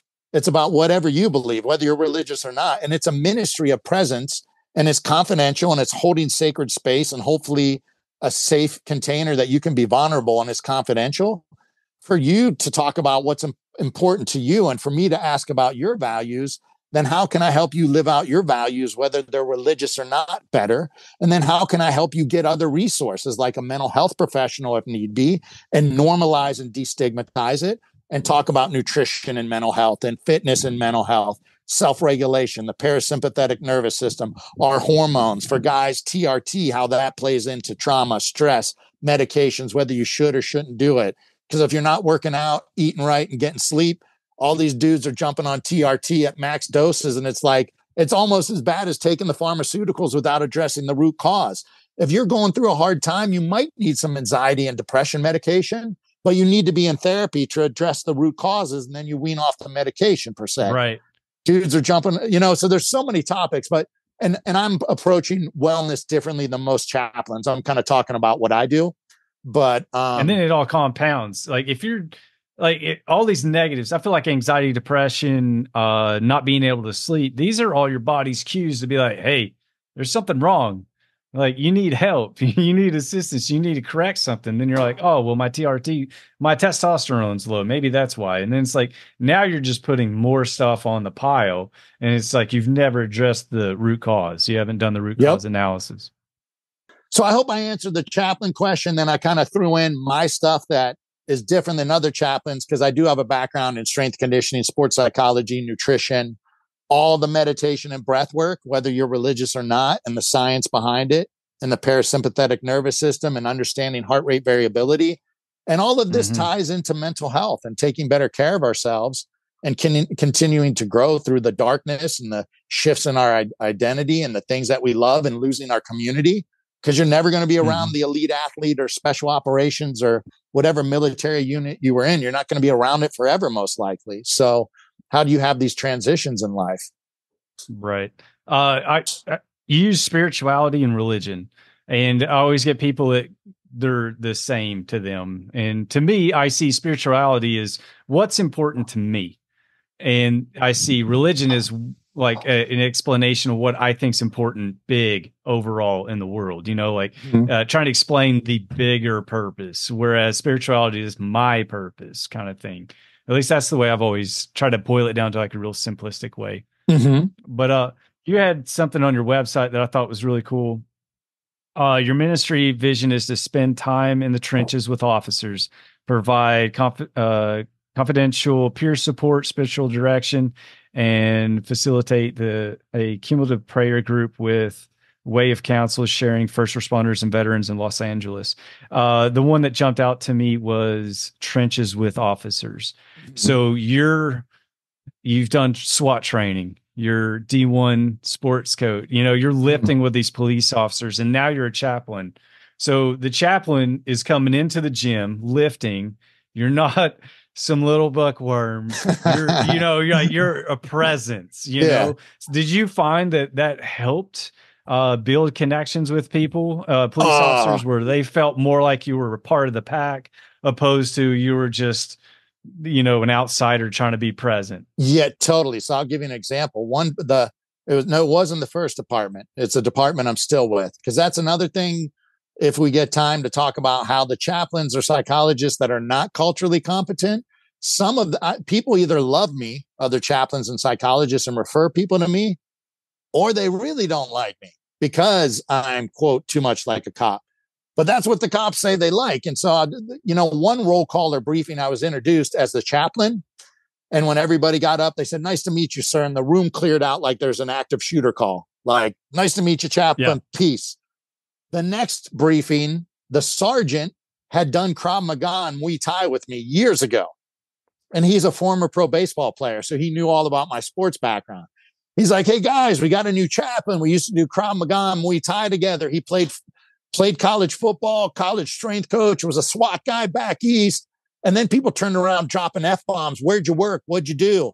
It normalized. They want to know more about you. Yeah. And then it takes riding along once or twice a week. And now I'm in this transition because my woman's in San Diego and I'm not doing it as much. But the people that call and trust you are the ones that you've ridden along with on the busy shifts, not the day shift and not up front all the time. You ride in 2-man car behind the cage and do every week. Show up, ride along. I used to observe SWAT training. And if I could, I participated in PIT and EVOC, which is the driving. The one department let me do all that stuff. And they let me do firearms training. So it's like, oh yeah, chaplain's a former cop. He walks around the station covered in sweat. We see him doing deadlifts and snatch. And yeah, I've done a firearms day. I've done a PIT is when you kind of crash the car. Yep. So they got me PIT certified again. I did it as a cop, but you're seeing the chaplain crashing cars. And then I got in the crash car with that instructor and, got pitted by all these cops. You're in the trenches, you're breaking down barriers and there's not a stigma. And some chaplains want to wear uniforms. That's a barrier. And they want to have chaplain in big letters, where I'm just wearing my 9-line gear and my camo workout shorts. And yeah, you got to be relatable. And I actually speak at peer support. I spoke at SWAT conferences. I have psychologists that send people to me that they're seeing as an adjunct to therapy to do cold plunge and sauna. And that's when we're getting to chat, doing cold plunge and sauna. Then I teach them breath work. And then we go do float tank. Then after the float tank, we go get an organic lunch. And then it can turn into 2, 3, 4 hours of them either unloading or asking questions about different areas of wellness. And a lot of the times, because there's no time limit, they'll go back to their childhood stuff when their parents got divorced or they got molested or somebody called them this. And then I'll be like, hey, you know what you can do? Can you, I ask questions for them to connect the dots where some of these patterns that are not serving them well go back to the hard things during childhood. And then I'm like, have you told the therapist this yet? No, I don't want to. Well, I suggest you talk to the therapist about this. So there are psychologists that refer people to me to do different things. And then there's psychologists and chaplains that don't like my approach of riding along, and also that I've spoken at conferences. I got called in once. I won't give too many details of this, but I got called into a police headquarters and they wouldn't tell me what the meeting was about. And I'll say this is the same department that is a very dangerous station that I am assigned to, that I rode along the graveyard shift for 6 months, and I was going to quit because nobody was talking to me. And they finally told me the night that I told my girlfriend I was going to stop riding, because I was like, I think I'm turning them off, because they're being professional and nice. And there's a lot of guns and a lot of action. I'm having fun, but nobody's opening up. Well, I rode with 2 senior guys that night, and they said, listen, thank you for what you're doing. We didn't understand because nobody shows up. No chaplains ride on the graveyard shift. No psychologists. It's scary. Yeah. Well, it's intimidating. Maybe. Yeah. Well, yeah. And then you're crushed in the back seat behind the cage. Yeah. And they're like, you don't get paid. It's like, what is going on? They thought I was a federal agent because they had so many shootings. They thought I was a plant, that I was trying to get information. But then I take them on retreats to Missouri for clay pigeon shooting, fishing, horseback ATVs. That's a whole other area of my ministry I want to increase. I need more funding. But going back, I get called to headquarters of that same department, walked into a room with 3 commanders and 2 people in suits. And I'm like a volunteer. And the whole week before, my station, nobody had any idea what it's about. And the people that scheduled the meeting wouldn't tell me what it's about. I get walked in, and it turns out for 2 hours, the lead psychologist saw a 15-minute video clip of me at a peer support conference and said, how are you making money off the cops? I'm like, I don't. I get them free protein shakes, free organic coffee beans, free books on fitness and mental health, get them free cigars. I take them on free retreats. I'm not making money on this. Then he turned into, you mentioned jujitsu on this. You have your own YouTube channel. I was like, I don't even know how to work a computer. I eventually figured out I was a speaker at a conference that was popular, and the departments wanted it for briefing. So they made a 12 or 14-minute video of that talk where I'm talking about certain themes that happen to first responders and veterans with their mental health. And they grilled me for mentioning things about sports psychology, jujitsu, shooting, lifting. And I'm like, that's how you build trust and rapport, right? You should understand that as a psychologist. They're like, stay in your lane, just talk about religion. I didn't even get into the Supreme Court case that my job is not to talk about religion unless they talk about it. Then it's whatever their religious beliefs are. I'm not trying to make everybody Christian or Catholic or whatever, you know? Yeah. So anyways, that's, one story. But yeah, so time in the trenches is what the guys and the gals like. And the more you go to the station, the more you lift at the station and walk around the station and ride, that's what generates people reaching out. Because there's a lot of people that you tell them, please reach out if you need something. And it's a cop, it's a veteran. We still don't want to burden people, even if somebody tells us we can. But if you're around, hey, Matt, I was thinking about you the other day. You were, what's up? I got this thing going on with my wife, or I had this call going on, or something about my health. So you got to be around to even hopefully give some of them permission that don't want to make the call. Because usually, like somebody called me the other night Yeah, when people text me and reach out and they're not some of the people I normally communicate on a regular basis, I know I drop everything. And my woman understands that. If we're at dinner or we're watching a movie or it's in the middle of the night, like somebody might be I never know if somebody's suicidal, right? And they're not always, but I don't want to get it to the point that they have to overcome all of that inertia to reach out for help, even if it's somebody they do trust. It's still hard. And I've been through that. Like a lot of my initial therapy was my psychiatrist saying, dude, you got to let people help you. You're always the helper, like you said. If you're a veteran or a first responder, you're the fixer. You're really good at fixing other people's problems. And then you feel like you're a burden on top of the stigma if you're going to ask somebody else to help you fix yours, you know? So anyways, I hope I answered your question about time in the trenches. You did, yeah. I like the one thing that you just spoke to. You could see the patterns from childhood to what's going on now. You could see the negative pattern of behavior, and you can't tell them that. You know, you can't tell a person like, hey, these are all connected. I mean, you could, but it's not really going to resonate with them. But if you ask them the questions and they figure it out for themselves, then that really impacts them pretty good. And that reminded me to ask you, like, if you're talking with someone that has that negative stigma or like they feel overwhelmed with, like, I don't need any mental health or anything like that. Like, what are some things that you may say or do to kind of like break down that wall? I don't know. You know, everybody I talk to is so individualized based on their personalities and their life experiences. So, you know, sometimes I tell people this in the healing world, police, mental health, wellness, peer support in the veteran community, because I have been investigating psychedelics with veterans and first responders and even my own doctors. Like, there's so many people that have, here's what you should do. This type of mindfulness, this type of breath work. CrossFit's the answer. Jiu-jitsu's the answer. This is the cure and the only cure. Yeah. EMDR, stellate ganglion block, ketamine, mushrooms, MDMA. Everybody in nutrition, keto, carnivore, vegan, intermittent fasting, paleo. There's so many options out there. And even if I could give you the science of this is how you break down the stigma, this is how you heal trauma, what if it doesn't work? What if it's like people do EMDR and it does nothing? I've done a couple SGB shots and they don't tune me down like they've tuned other people down. I love red meat. So I eat, and that's a whole other, I've eaten strict for 35 years and done a lot of different things and been fit and healthy on a lot of different plans. But this much later in life, because of my disability issues, being forced to do intermittent fasting for 15 years, always keto with a lot of veggies, but I've switched to carnivore the last 4 years. But then I added in fruit and I do sushi when I want. Like, I love eating steak, ground beef, eggs, and salmon. And if I'm out to eat healthy, I might have sushi with a little rice. And I do have lots of blueberries, blackberries, strawberries. And I do have some green grapes and bananas. And I stay really fit.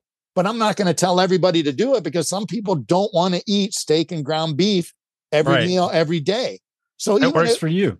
That works for me. And my preferences may change. I used to say, when I was a strength coach at Yale, I remember being so passionate that, and even as a college, if you're not asked to the grass squatting, dude, you're not an athlete. If you don't do heavy power cleans, you're not an athlete. Well, I do box squats now, and I'm only doing hang snatches. So am I no longer an athlete? Things have changed. Certain things hurt, or my preferences change. So we all have individual preferences. We all have different experiences. And what little things can you do in different areas of your life to make it better that you will turn into a lifestyle habit, into an anchor? And then also I talk about the lighthouse being, what is your new mission? What is your future story? What are the values you want to live out? That's kind of your lighthouse. Hey, and sometimes things are changing, right? So there's no one perfect way, and everybody's got a different story. And although we all have similar themes in our stories, I think a lot of being a good listener, and we can only know others as deeply as we know ourselves. So do your own work. You know, I have a story of a quote. I didn't even know that I created it. Work on your own shit first. I've seen this. I used to host retreats on Orca Island for cops and firefighters with a few colleagues that were really good. And on the way back, a firefighter from Manhattan Beach said, wow, I can't wait to teach the guys at the firehouse and my family all this stuff we learned. And the next year we're flying back out. He's coming to retreat again. He has a workbook, WOYOSF. And he goes, I've been working on what you told me. And I said, dude, I don't know what you're talking about. Oh, It first. So that's what I've been doing for a year. And yeah. I've seen this, and we did talk about this. So I know you're tracking, whether it's the psychedelic, the meditation, the yoga, even the jujitsu and the CrossFit world. People will do that stuff for 6 months or go to a Sable Warrior, Boulder Crest, Warriors Ascent, Sparta Project. And I think all those things are good. West Coast post-trauma. But if you go on one retreat and it's only been 6 months of jujitsu or CrossFit or meditation for you, and to be honest, even a year or two, you're just dipped your toes in the pool of healing. The journey has just begun. You're not ready to be the integration coach, the mentor, or the guru. But that's another thing that people have the answer for trauma. Do this and do that. I don't know what it is for whatever cop, firefighter, or veteran I'm talking to. So I'd probably have 100 questions, want to go for a walk on the beach, lift some weights, eat some organic food, or have an organic espresso with you. And then even just ask, like, do you want a suggestion? Because if you don't ask, one of my pet peeves is unsolicited advice, because it's a red flag sometimes. We should not be trying to fix people, right? And so be weary of the people that have the answer for you. And it's one. I have to keep myself in check because I'm always like, "Lah," and they're like, "Bro, no, bad time."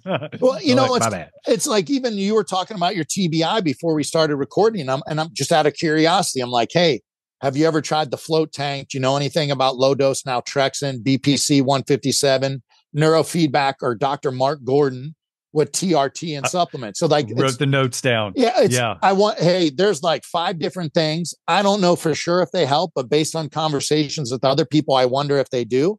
I don't have TBI.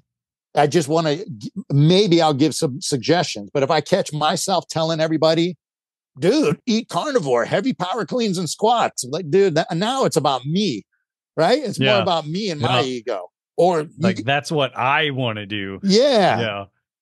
So no, I like it. I was going to ask you about your discipline. So you've basically worked out your whole life since 6th grade. Yeah. I'm curious about your mental, like, how do you view movement, working out? Like, do you find days where it's challenging to work out, or is it just so ingrained into you? It's like breathing now. I would say, so what is that? There's levels of unconscious incompetence, conscious incompetence, then conscious competence, then unconscious competence. If you're tracking, like, I don't know what I'm not doing that okay. Unconscious, you went through that, and then you went to starting it. I was gonna give it more in layman's terms, like, oh, I didn't realize this is something I'm doing that's not serving me well, or I didn't realize there's something I should be doing to make myself better. Right. Then I got to make myself be aware of and stop this pattern, which is discharging your loyal soldiers, something to get into later if we keep going, or another day. But I got to consciously work. I got to put this on my to-do list, and I'm going to go to the gym, and I'm going to cut out 3 sodas to 2 sodas. And I'm not going to drink beer before bed or whatever. Then it's conscious competence. I got good at doing those things, and I'm thinking about it too. I've done it so much that when I'm stressed in traffic, my girlfriend recognizes me doing breathing, right? Like he's dropping into breathing. Or somebody that's proficient at sports or in the military, you get into a flow state or the zone. Yep. That's the unconscious competence that allows for you to be in that state, but you got to train it a ton. So with working out, I was so hooked on it since 6th grade that, and I also, I remember Randy Robertson, this just had a flashback. We were 2 sophomores starting varsity in football in high school, and it was pouring rain and turning into sleet and snow. And he's like, you got to love to do the things other people don't like to, like, be a winner, to be a champion. And it's like, dude, everybody wants to know what you bench. I'm going to squat and power clean because they say that helps better for football. Like, learn to love the things that make you better. And what am I doing today to get better and get excited about it, even though it's uncomfortable or hard? But then I thought for a lot of times, you get used to being around at least, well, no, I'd switch it. I went to Air Force Academy in Colgate too. I thought everybody when I got to college would love working out like I do and love eating strict. Most football players don't. They'll work hard when they have to, and they got great genetics, and they like junk food and beer and weed and not sleeping. And that guy's still going to be an All-American, go to the NFL. He could be that much better if he trained and did these other things. But so they turn into lifestyle habits, but I did get the mental buzz, and I got the satisfaction.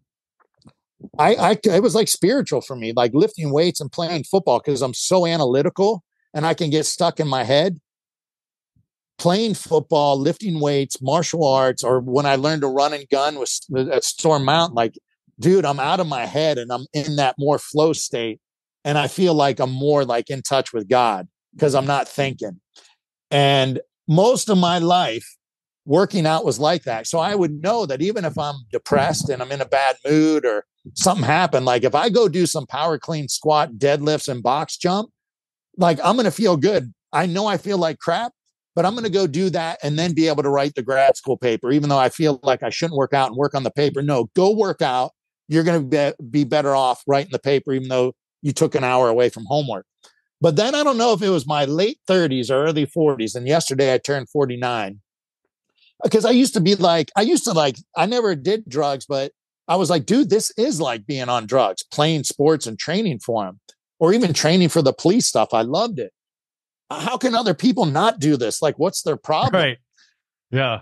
And I'm 49 as of yesterday. And maybe 7 or 8 years ago, I stopped getting that when I went to the gym. I was like, dang, this is what other people feel like. Like, but now I've been doing it for over 30 years or whatever it was. It's just like, dude, you feel better when you eat clean. When you have the pizza and cake, it's never worth it. Or for a lot of people, like they want to hook up with somebody they know is not right for them. Dude, it's never worth it. None of those things work out. And so not working out or not eating right just makes me more depressed or more in my head or sleeping less and treating the people I love in a less optimal manner. So like right now I had to move to Valley Center in San Diego because I needed a yard for the dog, and like it's so expensive. So we're a half hour from any gym other than a CrossFit gym that I can't afford.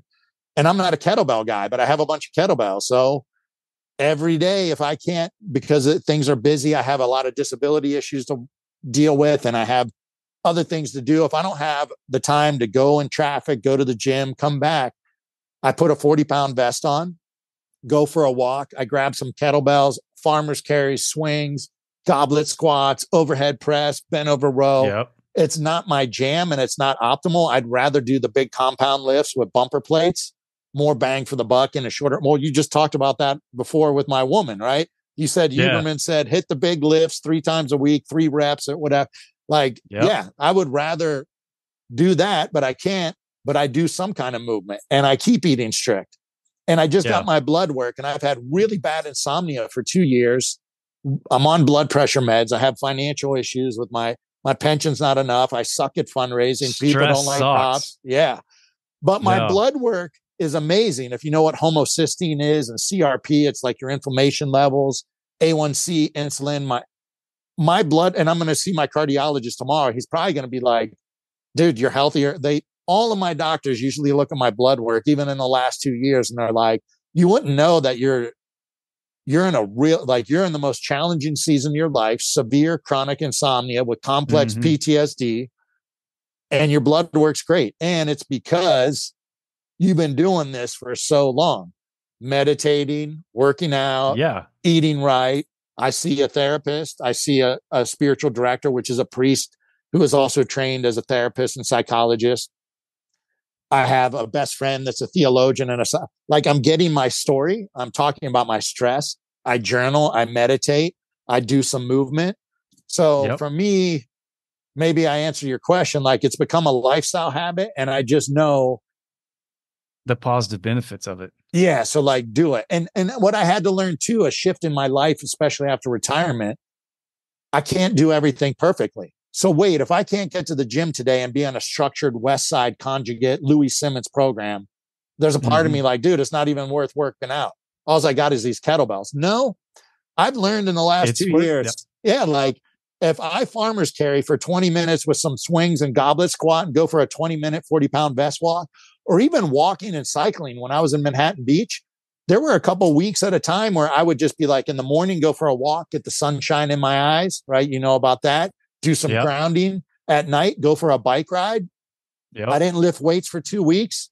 Schedule's busy or whatever's going on. And I still feel good. And I go back to the gym and I still rep a 315 bench at 47 years old. And I'm like, hey, I'm still okay. Is it still all right? Is it all right? Do I need to rep a 370 bench at 47 to feel like I'm okay? I've never been in the threes on the bench. I'm impressed. So what? But those are stupid things that the ego will stop you from. If I can't be super perfect if you can't on my do diet, that, I'm not doing any of it. Yeah. So that comes to diet, meditation. I can't meditate. People are like, all these thoughts are running through my head. I can't blank out my mind. I'm like, actually, you're doing it right. You put down the phone, you stop talking, you turn off the TV. Even the audiobook or podcast can be a distraction from you getting in touch with your thoughts and your feelings. Silence, solitude, immersion in nature, and fasting from technology. Guess what? If I had a glass filled with glitter and I stirred it up, we just see a blur of a rainbow, right? And if I set the glass down, eventually that glitter would start slowing down and settling and we could see through the glass. Well, that glitters our thoughts. So a lot of people are like, I can't meditate. And they tell you a lot of systems, Christian and transcendental meditation and other even Buddhist things will be like, it's a minimum of 2 times 20 minutes a day. Dude, for silence for 2 times 20 minutes a day, somebody cold turkey, that's like, hey, I want you to go do like the hardest CrossFit WOD. Yeah. And you swim to Maui. Yeah. So wait, what if you can do 3 minutes a day of silence, of nostril breathing only, 4 in, 6 out for 2 minutes? Dude, it's a start somewhere. Look at the sun first thing in the morning. Can you do 3 10-minute walks? There's some crazy statistic. Jay Smith is a expert in, fitness and law enforcement and standards. And he does a lot of the research. If you do 3 10-minute walks a day, it's something ridiculous. Like you reduce your chance of dying or disease in that year by 73% by 3 10-minute walks. Now, if you do more than that a week or at a higher intensity, you start lifting weights or doing jujitsu, judo, Krav Maga, Muay Thai, even Taekwondo, right? You start doing something more, you're going to improve your mental health, your wellness, and you're going to prevent disease and help heal disease in your body. Yeah, absolutely. Your perspective on the grind, enjoying the grind. I think we talked about it earlier, and I was like, I like that because you could either look at a challenge or lifting weights as like a burden or like something that you have to do. Yeah. But when you look at it as something you get an opportunity to do, because I always like, I don't struggle too much anymore going to the gym or lifting, but there's still some days that I struggle. Like after the holidays, I might take a few days to where it's not great workouts, and like you have to get all the family out and you're getting back into your routine. I just remind myself, like, I know a lot of people who aren't here anymore who would love to have this opportunity to go to the gym, or the ones that, are missing limbs and stuff like that. And they're like, they would love to be able to go to jiu-jitsu and compete and stuff like this. And I'm like, I'm blessed to have this opportunity, and changing that perspective on something that may be considered a grind. Mm-hmm. Well, we talked about perspective in one of our other conversations, and from experience, it's beautiful that you knew that you did jujitsu, and I don't want to go too much into, because this was a personal conversation, but jujitsu shifted your perspective on being out in public after coming back from war around crowds, right? So there's research on when you would view adversity as a threat, you're not going to be successful in overcoming it. When you view adversity as a challenge to overcome, then you can be successful. It's like life's hardships, I say, are psychological, emotional, and spiritual weightlifting. We don't choose the weight on the bar. And that's what sucks. Like, I didn't plan this workout for this to happen, but dude, the bar's loaded, and I either walk away and quit and deal with whatever this pain and suffering is ongoing. It gets suppressed and disassociated, but whatever lesson I'm supposed to learn is going to resurface in my next job or my next relationship. That's a fact. And I'm going to keep self-medicating until I like ruin my life or we lose someone, or I'm going to say, what lesson can I learn from this? I got to lean into this pain and suffering and learn the lesson. And if you do the grind before the crisis, that's where the training comes in. That's what saved my ass. We talked about this offline. I was already into meditation, working out, eating strict before my medical retirement, before I got fat, was wearing diapers, serious disability issues and chronic pain, severe illness, right? If I didn't have all those things, dude, it was still hard and still work. And that's why I'm so passionate about what I do, because I want to be proactive, go upstream. The first responders and veterans are going to swim in rough waters, and a lot of them drown. We're not giving awareness of there's rough waters ahead. This is what you're going to experience psychologically, emotionally, spiritually. And here's some swimming lessons for that. Or here's the brushing and flossing. That's why I want to do the proactive, learn how to grind before something bad happens. And then it's your anchor in the storm and the lighthouse. Your values, your mission is the direction you're heading. And now for a lot of veterans and first responders, though, and I've done this, I'm guilty of almost everything I talk about as well. Once I got back to working out hard after my medical retirement, I had to figure out the incontinence, which we didn't talk about during the podcast, but I'm permanently incontinent. I can't eat food all day. And I have all these elaborate routines that I can't leave my house for 5 or 6 hours because I don't want to have an accident. So once I figured all that out and I started getting back to Krav Maga, Muay Thai, training with NFL guys, well, my shrink called me out. He's like, you're covering up emotional reactivity. You're doing yoga every day, Krav, Muay Thai, and lifting for 2 hours with NFL guys. Yes, you're meditating and journaling and you're seeing me and doing neurofeedback, but there's more you need to do with your mental health and your spiritual life. Like, because I'm justifying being obsessed with working out as I'm healthy, but I'm actually still avoiding some of the pain and suffering. And I know a lot of SWAT guys and ex-special forces guys that got their shirt off on Instagram doing workout videos, CrossFit, jiu-jitsu, and paleo. But if I ask their wife and kids, like, it may not be the healthiest home life, but they think they're the man. So even good things with the thoroughbreds and the alpha males can be used as self-medication, numbing and distracting. So the grind is good, but the grind with our psychological work and our spiritual and our emotional work is different, as it is stigmatized, and we usually aren't understanding or having the tools. So it's like, for the first time, going to a boot camp when we start going to therapy or a 12-step program or a rehab center, or you just get connected with mentors, elders, and professionals and life situations that make you work on your own shit. You can only see others as deeply as you see yourself. I learned this from Lieutenant Colonel Grossman in the 90s, which is somebody else I met before I was even a cop, who wrote On Combat, on Killing. And he might be old school now, but he had the whole sheepdog thing. And I think he's a great guy, and his books are still good.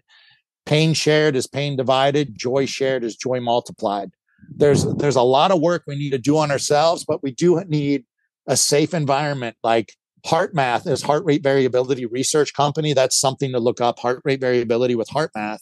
But it's not aura, but our hearts really put off electromagnetic waves, and so do our brains. So the people you're spending time with influence you big time. Who are the 5 people you spend the most time with? Show me your friends. I'll show you who you are. So we got to be careful of that stuff too. And there's a lot of people in the first responder and veteran community that, even if they're the healthier ones, the badge of honor goes to the guy that's grinding his balls off all the time and working really hard. Do we say does anybody admit that they're doing artwork, music lessons, gardening with their wife, going to yoga or Pilates, or taking a meditation dance class? Lessons. Dance. Yeah. Do you know how much research there is behind dance and PTSD and neuroplasticity? I'll tell you, my woman is a dance instructor and a former professional dancer. I've never danced in my life. And I thought it's not that I thought it was weak or wimpy. I did dance. I lie. Going back to my dad, I had 3 sisters. I had to do ballet and tap dance when I was a kid. And he told me it's because Lynn Swan, who was an NFL receiver, I know that I know that's true that Lynn Swan did dance, but the reality was mom's taking the 3 girls to dance. You're going to dance, Yep.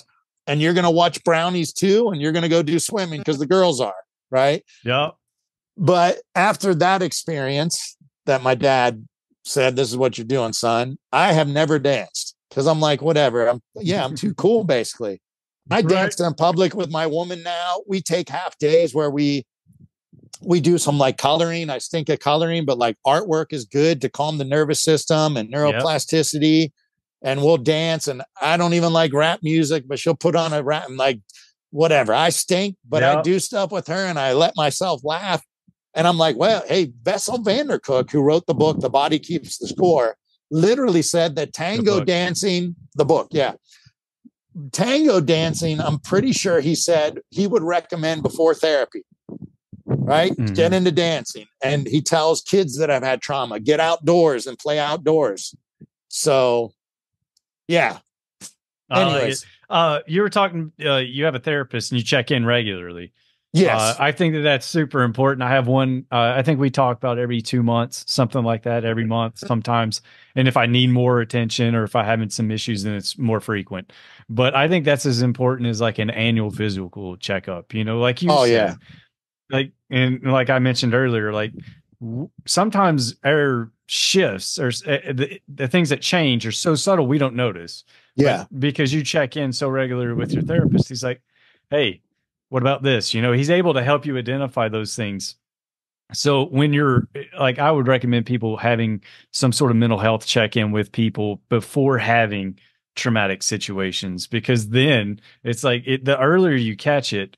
I was talking to some researchers in Ukraine, and they were talking about how right now the PTSD levels in Ukraine are lower than almost all the other countries around. And it's because it's during the acute traumatic phase where like all the trauma is being caused now. And they showed a really high increase. I don't remember the exact numbers of smoking, drugs. There's legal brothels and stuff there. So increase of like sex and stuff like that, like huge increase. And then after 3 to 4 months, it dipped down, but it never went back down to the normal level. It dipped down close to that. So my opinion is that little section who's still doing those negative coping mechanisms, like I did, like I started doing negative things, and I did negative coping mechanisms for like almost 15 years. Mm-hmm. So that integrated into me a systemic pattern of negative behavior. And I feel like once that happens, that's where the PTSD comes from, because then it's ingrained to you to do the negative before it is the positive, because you didn't know about the positive tools that were out there. And I feel like the earlier you catch it, the more probability that you can get through it easier is. Sorry. But a lot of this ties into neuroscience, which is not my area especially. But yes, like the whole unconscious incompetence, that's all of us. And there's also a human nature of doing these things to self-medicate. The longer you do it, the deeper the ruts in the road get, right? Yeah. So that's the way I've always looked at it, like a ravine, and eventually gets to the Grand Canyon level. So it's like to divert the water from another path, it's harder to do because it is so natural and easy to go this route. Yep. And that's where the meditation and exercise and different activities create new neural pathways. This is part of why I'm not an expert in psychedelics. They say the psychedelics are a fresh snowfall that fill up the ruts. So if people that are not working out and eating healthier and doing yoga, meditation, gratitude journaling, like, that's a whole other topic. It could be 2 hours, but have the preparation, doing things before you do psychedelics, and then if they do the psychedelics and they work, people stop the drugs or alcohol or the repetitive, obsessive, negative thinking over their trauma. And then they are creating new pathways with these healthier behaviors and lifestyles. And it sets them on a new path. But yeah, like, well, are we even aware of our whatever, even if you don't have adverse childhood experiences, I can look back at patterns from my family that served me well up to a certain point in life. And then some patterns that were not serving me as optimally. That took a lot of therapy and spiritual direction and journaling and meditating. And for me, hunting and sitting in the woods and whatever your jam is. It could be artwork or music. What are you doing to stop distracting yourself? Present. Being present and seeing what thoughts and feelings come up. And identifying them. And then if you have people to share them with, which is hard, like I do have what I call 3 a.m. friends, and my woman and even my doctors are like, well, it's different, Matt, because you've been this weird outlier your whole life. So you've developed these resources, but I have people that I can call or text or email. And I do on a regular basis. I'm psychoanalyzing my thoughts and feelings about what experiences I had today just to bounce it off somebody else. And they don't even respond all the time, but I know they have it. They read it. And the next time we talk on the phone, or if it's somebody I see in person, they'll be like, they recognize my patterns. So, but I'm writing them down to be even more aware of my patterns. And there's things I thought I've overcome or I'm good that, some challenges in my relationship here with this woman or with this work situation just triggered something that, nope, I'm not really over that yet. I still have a lot of work to do in that area. So I thought I was cool for school, but I'm not. So like just becoming aware of our patterns takes the easiest way, training your parasympathetic nervous system, silence, solitude, immersion in nature, fasting from technology. Do you have mentors or elders, or it's hard to find them, but a good trained clergy, spiritual director, chaplain, or a mental health professional that also, unlike your friends, and if they're a good mentor, unlike your friends, they'll have more objectivity and not be as biased. Like you went to your EOD buddies. Yeah, same shit, man. Yeah, right? You're good. We're good. Yeah, We're all good. Yeah. It's like, oh, okay. No, I like that a lot. We talked earlier about rest, relax, digest. I feel like that's kind of where we're at now, because like that is the opportunity to identify the problems and the patterns that may be in your life. Because it doesn't matter how much I work to be healthier mentally, physically, like it doesn't stop. And if I stop, it doesn't stay the same. I digress, So if like I stop trying to improve my mental health or my physical health or anything like that, like it's not like a one and done. Like you were saying earlier, it's not a 1-month course and you're done. Now you can teach everybody in the world. Yeah. Like for me, I was telling you just the other day, it's like it's leveling up. Like you do level up, but you only level up if you continue. And if you stop, you start leveling back down. Yeah. Because I feel those old habits creep in because I struggled with a lot with alcohol, women. I enjoyed the nightlife. I liked all of that kind of stuff. Like that stuff, it creeps in. I start staying up later. I go to bed later. I wake up later. And if I wake up later, I miss jujitsu. And now I have to drive an hour to go to jiu-jitsu, which I hate. It just makes my whole day harder, Yeah. So I don't know. That was something I enjoyed. And I was going to ask you about your routine. We talked about it briefly yesterday. Move, mindfulness, mission, and lighthouse. I was hoping you could talk about that briefly. So some of that recently is in a couple of weeks, I got to talk to homeless veterans, and that's not my normal population. And I have a 2-hour, it was a 3-hour talk that I did at a SWAT conference where I was forced to put a lot of my philosophy down about self-care, mental, emotional, physical, and spiritual health. But since I haven't worked with this population, and there may not be as high functioning as working with NFL guys, Yale, Georgetown athletes, SWAT team guys, or I imagine they're not. Yeah. Yeah. I'm like, what could you boil it down to? Because it's not going to be talking to them about power cleans and squats or sprint intervals versus climb or assault bike.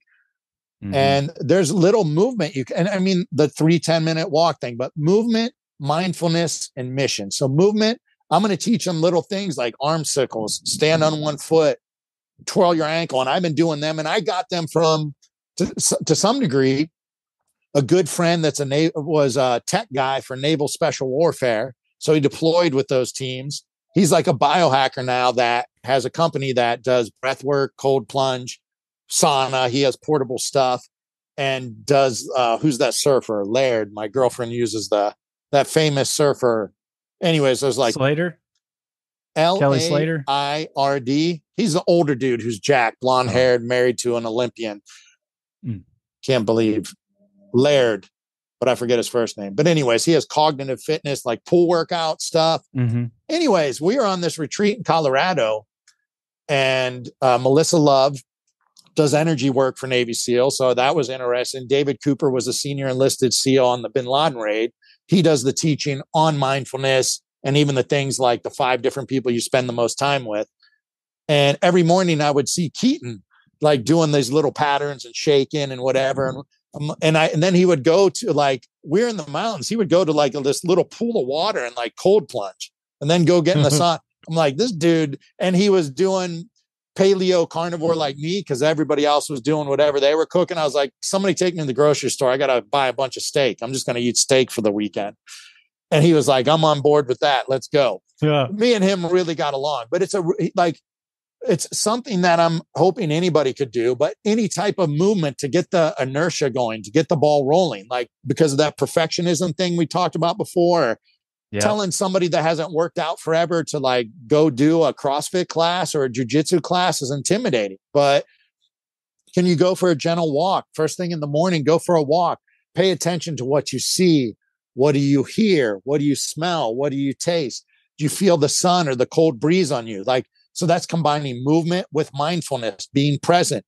Teach nostril only breathing. Make the exhale longer than the inhale. That keeps you in the present moment and takes you out of your mind, right? The recurring thoughts by doing the breath work, the nostril only breathing with a longer exhale than an inhale calms down the parasympathetic nervous system. And are you taking time to think about what's your future story or what are the things you want to achieve and your goals and what values do you want to live out? Even if right now you're womanizing and drinking and doing the nightlife. Like, this is where I want to be. And so I'm going to reflect on that as the lighthouse. And my anchor is 3 10-minute walks a day, arm circles, could be jumping jacks and sit-ups. I mean, I forget who Joe Rogan was interviewing the other day, but it was like some historical, the author, his name is Brian. So he's, anyways, it's some historian type guy. And he's like, do you work out? And the guy's like, well, I do some cardio. And Joe Rogan's like, everybody needs to lift weights. Even if you can do 100 push-ups and air squats a day, he's like, when I'm on the road, 5 sets of 20, right? And to think about it, maybe not the people at the VA, but most people can do push-ups and sit-ups or air squats. Can you do 3 10-minute walks a day? Get some more movement in today than you've been doing the last couple months or the more you did yesterday. Can you get some sunlight in your eye first thing in the morning? And then as sun setting. There's a CrossFit gym just down the way, and they do a lot of elderly people. And there was a lady that came in. She was 98 years old. She's been in a wheelchair for almost a decade. And I think within 6 months, she walked in to CrossFit. Wow. Because she started stretching, started the movement, started bringing that movement back. And it brought the quality of her life. I think she's 103 now, and she's still walking around. And I'm just like, this is a cool story. That's, I get on my dad every day. Movement. What have you done today? Like, I want him to do chair squats, but at least I got him back to arm curls. And he takes the dog for a walk twice a day. And he's still at 79, umpires girls softball and referees basketball games, mostly middle school, high school. And so there's movement, but I'm like, Dad, that's movement and physical activity. But I want you to, well, at least I got him doing curls again. And I annoy the hell out of him, texting him every day because I want him to do even bands, like rubber band workout. Like the things I'm doing now, I'm not doing my usual D1 type workouts because I don't have a half rack and bumper plates up here and the gym's too far. So I'm doing what I can. So whatever movement you can get, the mindfulness thing, just start with, if you're standing outside, getting the sun on you, either first thing in the morning or when you can, or before, the sun sets, pay attention. What do you see? And do a panoramic view. If you didn't know this, we're so tunnel vision while we're driving or walking or looking at our phones. When you do a panoramic view, it'll calm down your amygdala. And walking, some people say walking works a little bit like EMDR because of the lateral movement. So it helps you process stressful things. Go for a walk, look for a panoramic view. And like me and my woman did for 2 hours, we were watching the hawks hunting in pairs this morning. So what do you see? What do you hear? What do you smell? We feel the sun on us. We feel the cold breeze. Be paying attention to your bodily senses, because we can't be in touch with our deepest pain and trauma until we have a safe container of community around us or a safe person, which often is the therapist, but also our physiology has to be safe. We're a sympathetic driven society. And if you're a first responder or a veteran, your job was pushing the gas pedal down all the time. And then if you're trying to de-stress only by going balls out. As much as I love the grind and you're not tapping the brakes, dude, you do need the walking, yoga, Tai Chi, Qigong, Pilates, or just gentle stretching with nostril only breathing or any breath work. Just be conscious of your breathing will help calm the nervous system down and pay attention. Just play those little type of mindfulness games. And can you sit in nature and just observe whatever you see in nature? If you have a park near you, 5 minutes, 10 minutes, whatever. Can you take so much time every day where you fast from technology, turn off the TV, turn off the phone? Because that makes you more present too. So silence, solitude, immersion in nature, fasting from technology, the mindfulness, movement, mindfulness, mission. Just what resonates with you? Anchors, are those your daily routines, the lighthouse, your values, your mission? Like if something resonates, write it down and start doing something a little more tomorrow than you did today. What did you do today to get better? And you don't have to be perfect, and you don't have to be balls out, and you don't have to be like Liver King or Jocko or Goggins and all that stuff either. Yeah. You know what I mean? Yeah. Those guys give us like something to strive for. You know, we need those, because if there wasn't people leading the way, we'd all just be the same. But I like that you keep mentioning the nature. I talked with Outward Bound, a guy named Anthony, while I was there, and he was like, there's power in nature. Yeah. Just getting out there. And when I really started shifting my negative, because at my lowest, the thing it shifted, it was a trip to Alaska and just being out there with all of that big nature. I was like, it was really healing. And I recommend that a lot. I've talked to lots of people about mental health, what's helped them. And there's always a common theme. There's exercise, breathing, meditation, and not just meditation, but it was something we talked about the other day. It doesn't have to be meditation. Like if you're religious, it could be scripture. You could be, prayer, like whatever it is for you to be present in the moment, not attached to a phone, detached from the world, be there, be available, eating healthy, like those things. It's not a lot. It's simple, but it's not easy. Well, there's science. Everything you said, there's science. Well, actually, like Dr. Ratty, I think is Radey. Spark is one of his books, but there's a great doctor who's from Beaver County that writes, there's so much on the neuroscience and healing of the brain from exercise right now. There's a ton on your gut health improves or hurts the inflammation in the body and the brain, and your neurotransmitters are made in the gut. So you can think you're healthy even drinking protein shakes and protein bars, but if they're full of chemicals, food dyes and vegetable oils, not good for you, right? So there's the science behind the gut and the brain. There's science behind forest bathing. Look up the research in Japan, nature therapy, even here. Exercise alone or nature alone or meditation alone is as or more effective than the psychiatry medications, right? Yeah. And nature, in addition to the science, I've done the Orca Island retreats with my spiritual director, Father Jim Clark, who's the priest and trained as a therapist and trained as a depth psychologist and an expert in masculine spirituality and psychology. Dr. John Becknell, former flight medic, has a PhD in depth psychology as well, leads retreats. We had retreats on Orca Island where the hero's journey, you depart your comfort zone, you fly into Seattle, you drive to the coast, you take an hour barge to an island, and you see, the sea life. And then you're in the cabin on the ocean in the forest.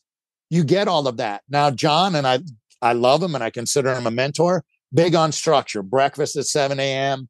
We did all these lessons in like psychology and spirituality, but we don't call it that because the cops and firemen wouldn't want it. Right. It is life-changing and it's great, but there's a structure and a schedule. So I know people are still on game mode, right? I've been doing for 4 years a retreat with Peterson Outdoors in Missouri, and I want to do more, where I told them even, hey, no evangelizing for sure, because the guys are already worried about getting baptized or you're going to try to do an altar call. And I promised them we're not. And ask them all for money. Be like, all right, tithing time. Yeah. So I was like, none of that. And then I was even like, should I do some psychoeducation on the things we're talking about? I'm like, no, you know what? I've seen in 4 years, and I think there's a healthy balance. If I had the money in the future to do more retreats, I would do a little of the psychoeducation and spirituality and mental health, but it's more the play. and the time in Yeah. the outdoors for 5 days. There's no Wi-Fi there. So guys get there and they can't be on their phone, even the ones that said they thought they wanted to work. So I'm like, it's not intentional, but I love it that there's no Wi-Fi. There's a couple spots you can call your wife, right? So you can still call home and check text messages every once in a while, but you're immersed in nature. They have some of them are veterans, some are not. They're just great guys from Missouri that love cops, firefighters, and veterans, which is different than Los Angeles and Southern California. So it's already like, wow, they support us. We did the hero's journey. We left Southern California. We flew to Missouri. We're immersed in nature. They're fasting from technology, no TV, no phones, bare minimal phones. And I have no structure. You can or can't. You want to go horseback riding with us? You can. You want to take the side-by-side for a trail ride? You can. You don't have to. Hey, we're going to the gym. You want to work out? You don't want to work out. You want to take the boat out by yourself or go with a fishing guide? You see people play and laugh like little kids that maybe haven't done it in years. You see people see the effect of nature and healthy community. And nature, by the way, calms the parasympathetic nervous system, lowers your cortisol, improves your heart rate variability. Even a picture of nature in your office will improve your mental health, right? So you're in Missouri, you're seeing fireflies, lightning, thunderstorm. Everybody by the end of the trip is opening up about whatever crap they've seen as a cop or a firefighter that's bugging them. Everybody. And they're doing, and we don't even have, other than me, there's not trained people there. But there might be this old timer that's a professional hunting and fishing guide that they just click with. You know, there was a black cop that joked, like, I never thought I'd come to Missouri and hang out with two old white guys and become best friends and share all this stuff with them, because they were the two guys he went fishing with every day. And that's meditation and mindfulness and being present and immersed in nature and silence.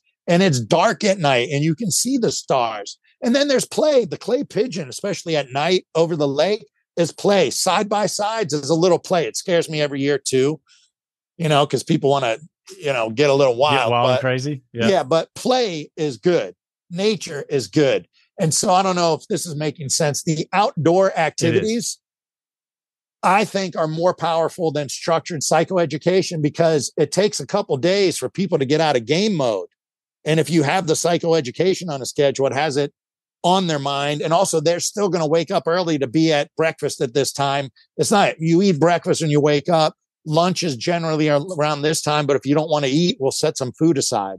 So getting people off a schedule into nature. And we do have we did fireworks this year. They went big time with fireworks. So we have a lot of fun. We have a lot of play. We went to a gun store, and shot guns. It was a video game screen, but live fire. So there's fun, there's play, there's quiet, there's nature, there's community.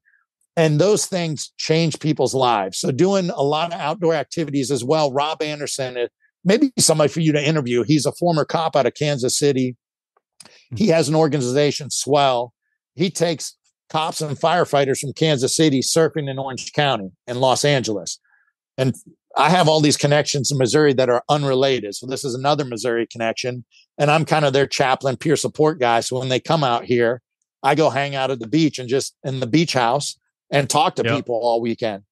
No structure, but these things, all these things we talked about come up individually, right? And then I become friends and they keep in touch with me. So it's like there's cops and firefighters that I get texts and calls from, and Rob keeps me updated on all of them. It's like another peer support organization outside of the police and fire department, but hanging out at the beach for people from Kansas City and doing a new skill, a new sport as well. Surf therapy, like, changes their life, you know, and it can hit the reset button. Like, wow, I need to go back and do something differently, whether it's work out more, eat. I think I'm going to go to therapy, or I'm going to do meditation, or maybe I'll try yoga. I'm saying a lot of the same ones and they're all good, but there's a million things out there, like music instruments, learn a new language, different types of artwork. Those are good things too, you know? Yeah. My buddy went to Boulder Crest and he was like, they taught us like 15, 20 different modalities. He's like, I hated all but 3 of them. He's like, but those 3 I do every day now. And I'm like, awesome. Yeah, that's the way it is. You know, it's like, there's so many, they're not all going to help for us, like for every single person, but you're going to find one that works for you. I was going to ask you, you're a man about goals and direction. I was curious, where's your goal and direction? Where are you going? this is where I just wrote a letter to the nonprofit umbrella ministry. You had to do an annual report for 2023. I have to see what doors open for me. Interesting. Like, I'm deeply embedded in Los Angeles, and I was house sitting in Los Angeles, and I thought it was for a year. So I was good to get a rent in San Diego to spend more time with my girlfriend and integrate with her son slowly. But then I lost the house sitting. But all my doctors that I'm not going to switch after 15 years and save my life and know my whole story and my medical case. So 2-3 days a week, I'm driving either up and back or staying in hotels that I cannot afford, looking for another house sitting gig in LA. And there are possible paid opportunities after I lost that with the veterans and with one of the police psychologists that sends people to me for the float tank sauna cold plunge. She's been trying to get departments to sign on to pay me for the time when she refers people to me. But that gets eaten up in gas money and hotels now. So I don't know if I found a house sitting gig, I would continue to do the work I'm doing up there. And I've been trying to do fundraising. So I have the financial problems are tied into the insomnia and blood pressure. And if I could get fundraising going, I want to do more of the retreats, but I need to do some online. The goal would be do more of the retreats and keep all of those alumni connected through ongoing Southern California. Let's go rent ATVs or horseback ride on a weekend, or for those that got trucks and Jeeps, let's go four-wheeling in Big Bear or something. Like, have community in LA, as well as workouts like Merging Vets and Players does. Do that with different. I did stuff with the DEA when I first moved to LA, where I brought in strength coaches and different martial arts people, and it was a free workout, and I got free supplements for everybody. I would like to do more retreats. Jiu-jitsu has been an idea that I've had for years that hasn't taken off with departments, but let's get people together to do martial arts and or working out, kind of like MVP, but then some tactical shooting, because most cops, unless you're on a full-time TAC team, they do not get the gunfighting training they need. But then let's integrate yoga, breath work, and journaling, even if it's 10 minutes in between those things. Because if I do breath work, journaling, yoga workshops, the cops that really need it aren't going to show up. But if I have some wazoo high-speed cage fighter and former special ops guy doing shooting, they'll show up and deal with the yoga, meditation, and journaling. So I'd like to do more jiu-jitsu workshops, more outdoor retreats, more hunting, more fishing. If I could connect with the outfitters, or with Peterson Outdoors, if I could get corporate sponsors just to cover the plane tickets, they would do more retreats with me. And then there is an outside chance down here. I thought about doing the chaplaincy thing down here, which is volunteer and unpaid. We talked offline about some of the challenges. They may love or hate the guy in the trenches, or we talked about it on the recording too. Yeah. So and there's other chaplain issues I haven't even gone into. That could be a 3-hour thing of how interesting police chaplains are and how many are ineffective. And they think it's a sexy job, but the cops don't trust them and they're never around. But I interviewed down here, and you could tell it went really good, I thought. And there's one person I've been talking to for a year, and I thought, like, good to go. It's volunteer, right? Well, there was one person I could tell in this big panel interview that maybe didn't like it, that I wasn't super religious. But I am a deeply religious man, but I just don't push it on anyone, right? Right. And then they called me afterwards and said, "You're so out of the box. We've never had a chaplain that did a sauna or cold plunger. We don't even know what a float tank is or shoots guns with the cops. That's a little out of the box for us. So we're not going to move you ahead in that process, but maybe you can volunteer somewhere else and utilize that stuff." But those people never got in touch with me. And volunteering as a civilian for anything that's going to involve wellness or tactical, then there might even be like, whatever. There's just, So the fact that door didn't open, and I've already dealt with multiple agencies where things are a pain for me doing so much. I get along so good with the cops and the firefighters, right? We're good. But then this volunteer administrators, things I don't want to deal with. I don't want to be forced to be somebody I'm not. I want to be able to show up at stations and work out and go shoot guns and go to DT and EVOC training with the cops, because I know that's what builds relationships for them to open up. And you have to build a relationship, because if you don't, then there's no way you're going to get the real authentic them out. Yeah. So I don't know what doors are going to open, and I have real financial problems. So I either got to get hustling on fundraising, find house sitting in LA. And there is a company down here in San Diego that I met at a conference that their lead therapist is former California Highway Patrol turned Navy SEAL turned therapist. And we met at a conference, hung out for 2 hours. He invited me to this. It's a company that does workers' compensation with functional and integrative doctors for TBI, chronic pain, substance use, and PTSD. So everything I had to fight for, and we didn't talk about, like, they cut mine off and I went to court. We may have offline, but not on this. I've been through hell. And they're doing functional and integrative medicine for first responders through work comp. I don't know how they're doing it. It's brand new, but he met me and they said they would love it to try to create a position, but I'm not a licensed therapist. But is there some other avenue? But people don't pay chaplains or spiritual directors, or, you know, there are very few departments in this country or organizations that may have a wellness coordinator, few and far between. But if there was some kind of wellness coordinator position that allowed me to integrate spirituality, spiritual direction, like, that would be the dream job with first responders and or veterans.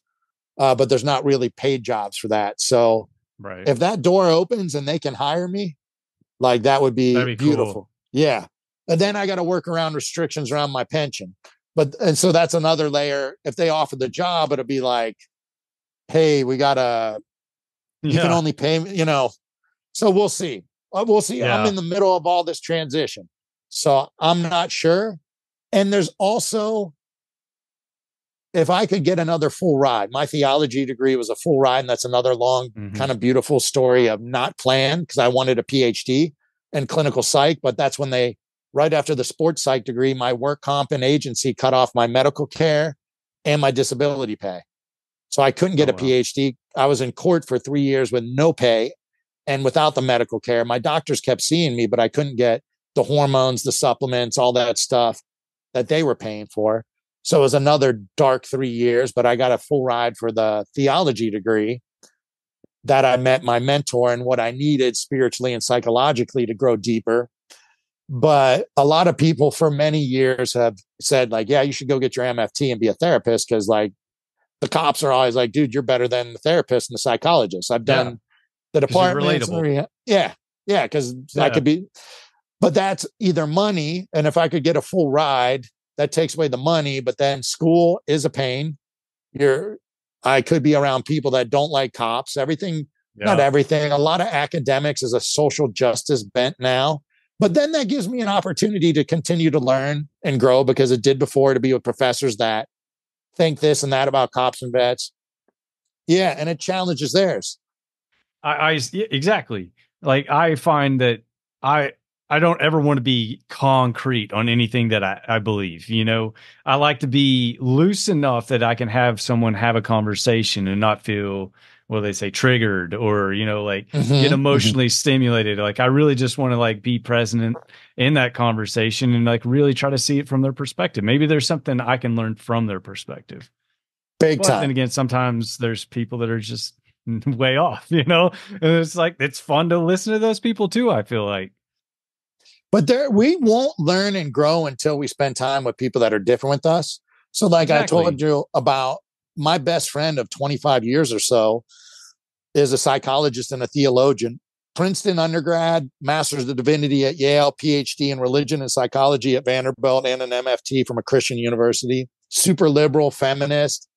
And she still to this day is a best friend, like a sister, and knows everything about me and challenged me a lot. Going to Colgate challenged me, Air Force Academy to Colgate, having this person as a friend and a confidant, like, and going to grad school for theology with a couple professors that thought cops and veterans, and even a military chaplain, they treated like crap. One of these professors and deans. Vets and cops are all super conservative, right-wing, crazy NRA guys with PTSD that want to kill everybody and are racist. You know, these are theology professors. So it gives you an opportunity to show them, like, no, it's not true. And there's a much bigger world out there. And there's a lot of good people in these professions. And if there are ones that ended up with PTSD, it's because they didn't get the training, the support, and the resources to understand it. You should understand that perspective as well. Yeah. So with all this being said, there's a part of me like, I have like 4 more years. My pension has all these restrictions. If I could get a full ride for an MFT, it would be about 2 years of school and probably 2 years of doing the supervised hours. And then maybe I could charge people, regular people. In California, bad MFT charges $200 an hour. I've met some, we've tried some with my girlfriend. I mean, people that suck, $200 an hour for a telehealth. Maybe I could charge people that have the money and then keep doing stuff for free for first responders and vets. But that would require academic grinding for 2 more years and maybe navigating the social justice perspectives on police in Southern California. But again, what doors open? If somebody offered me a full ride for an MFT, and then I have to work around the challenges of my disability, like what time are classes, and then how am I still going to work out and spend time? But if it opened up, I would be like, let's do it, because I would love learning. And then if I was licensed, I'd have a way to resolve some of my financial issues and still be able to help the people I love. And I'm sure I would learn more and meet some other professors that would help me go deeper in my personal life and therefore allow me to see cops, firefighters, and veterans on a deeper level too. Deeper level, yeah. Absolutely. I love it. I'm so grateful for Abigail Manning. She's the one that connected us. I love it. She does great work. And I always love when I get a Instagram notification from her because I'm like, oh, great. Which one am I going to get to talk to this time? But with that, that's all my questions. I was just going to ask, is there anything that I can or whoever's listening can do to reach out to you to either help, assist? I mean, it sounds like there's a lot of options in your near future, and they all sound really positive and really excited to see where it goes. And this isn't going to be the last time we talk. I enjoy talking with you. And Likewise. Maybe we get you back on again and maybe go at it another angle or something like that. But if not, just to say hey and see how you're doing and follow you along. And as soon as, I don't know, do you have a donation page or something like that? And if you don't, once you get one established, let me know and I'll put it on my social media and I'll definitely put it out there for others to see. Tacticalchaplain.com. That has all my information. It has a donation link to my nonprofit, Global Associates. So tacticalchaplain.com has all kinds of podcasts, media I've been in. And there's a page on there how you can help. Like if there's people that are high-speed firearms, yoga, meditation, and they would, hey, I'd volunteer to put on a workshop. Let's do it. Martial arts, that's awesome. Strength and conditioning coach. Are there any fishing and hunting guides or ATV or horseback places anywhere in the country that would be willing to help? And if somebody has the financial means or a company that they work for has a foundation which donates for tax benefits, anything to my nonprofit, you get the tax benefit. And any donation helps when you're in the position I am. And then even people think $5 a month. If enough people did $5 a month, a cup of coffee, a recurring donation, it could help me continuing to do the work I'm doing with first responders and veterans. But financial support, prayer support, networking with people that also want to volunteer and help, especially if anybody's in LA or San Diego. But like I said, I'm connected a lot with people in Missouri. And if there's anybody else out there that has the ability to put on a retreat, and you would help me some way, like Peterson Outdoor pays even for the plane tickets. But even if you could put on a retreat and I just had to get the plane tickets paid for, I would love those types of opportunities because it changes people's lives big time. And some people, really, I'll tell you this, and I would never take the credit. We're all just either watering seeds that other people planted or planting seeds that other people will water. And I've been blessed and given so much by my dad, my mom, my teachers, my coaches, my friends, my mentors throughout my life, and so many positive life experiences. But, my girlfriend's seen in the last almost 3 years, it'll be somebody I haven't talked to in 4 years, like a combat veteran that was a cop that ended up medically retired. They call me a couple of days before Christmas and I tell my girlfriend, hold up, I'm going to have to take this. Because it's somebody that I knew from rehab. There's a police and fire rehab. I used to volunteer as a chaplain the year that I wasn't allowed to ride in the cop cars because of COVID. So I spent every Saturday 1 to 2 hours with each person. Most of them weren't Christian. And the reputation, just as people cycled in and out of rehab, they're like, hey, the chaplain's coming, but he's like some football SWAT guy. And he doesn't even care if you're religious or not. And we like talking to him more than the therapist. So just do it. Right. So I would go up there and they'd share, but I don't say I get scared, but when I get a text from somebody like, can I talk?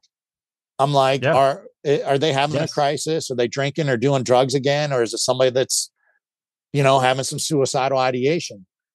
And this guy called and I had no idea that he was one of those guys, but he's like, hey man, we had a great talk. He just updated me on all these amazing things he's doing in his life. It's like, wow, oh my God, sounds so good. And then he's like, hey man, I needed to hear it from a guy like you. And there were things you told me that I wasn't ready to totally digest and absorb. But I look back now and I see it. And like, if it weren't for you, maybe I wouldn't be here. And I've gotten texts and calls from like that. And like, that makes me cry and gives me goosebumps. And it's like, dude, we're all, as the warrior and rescuer community, like we need to be there for each other and allow people to, hey, I can be a dude, I can be a warrior, I can be a man, and I can be vulnerable and I can be in touch with my emotions. And that's like impactful. And I've had chiefs of police and police psychologists contact me and tell me that, hey, you saved this person's life. They got help. And it's not the person that I knew about, because some people have told me, other people haven't, but somebody that knows them says something. And it's not anything I'm doing. I'm just a piece of the puzzle that allows people to give themselves permission. It's okay not to be okay, and go ask somebody for help. And you don't have to be perfect. And we all make mistakes, right? And a lot of these. So anyways, I don't know why I got on that, brother.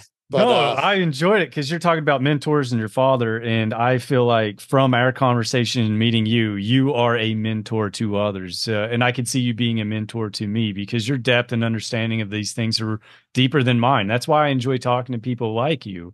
It's because I want to continue to level up. And I can't do that unless I put myself in a wheelhouse or in a room or on a conversation or in a Zoom chat with someone who is going to challenge the way I see things and take me to, or help me, or show me the path to a next level up. So I really appreciate the time and the conversations. It's been educational as well as very enjoyable. Well, I appreciate it. We've already done the text. I told my woman as soon as I'm going to be friends with that guy after our first phone call. I was like, wow, that guy's cool, man. Absolutely. So, if you guys ever make it out to Hawaii, you let me know. I got spare rooms all day. If I tell her that, she's going to be like, hey, the first money we get, we're getting plane tickets to Hawaii. She loves it there. Absolutely. Well, sweet. I'm going to wrap this, the recording up, but we can just hang out just for a bit and chit chat. Cool.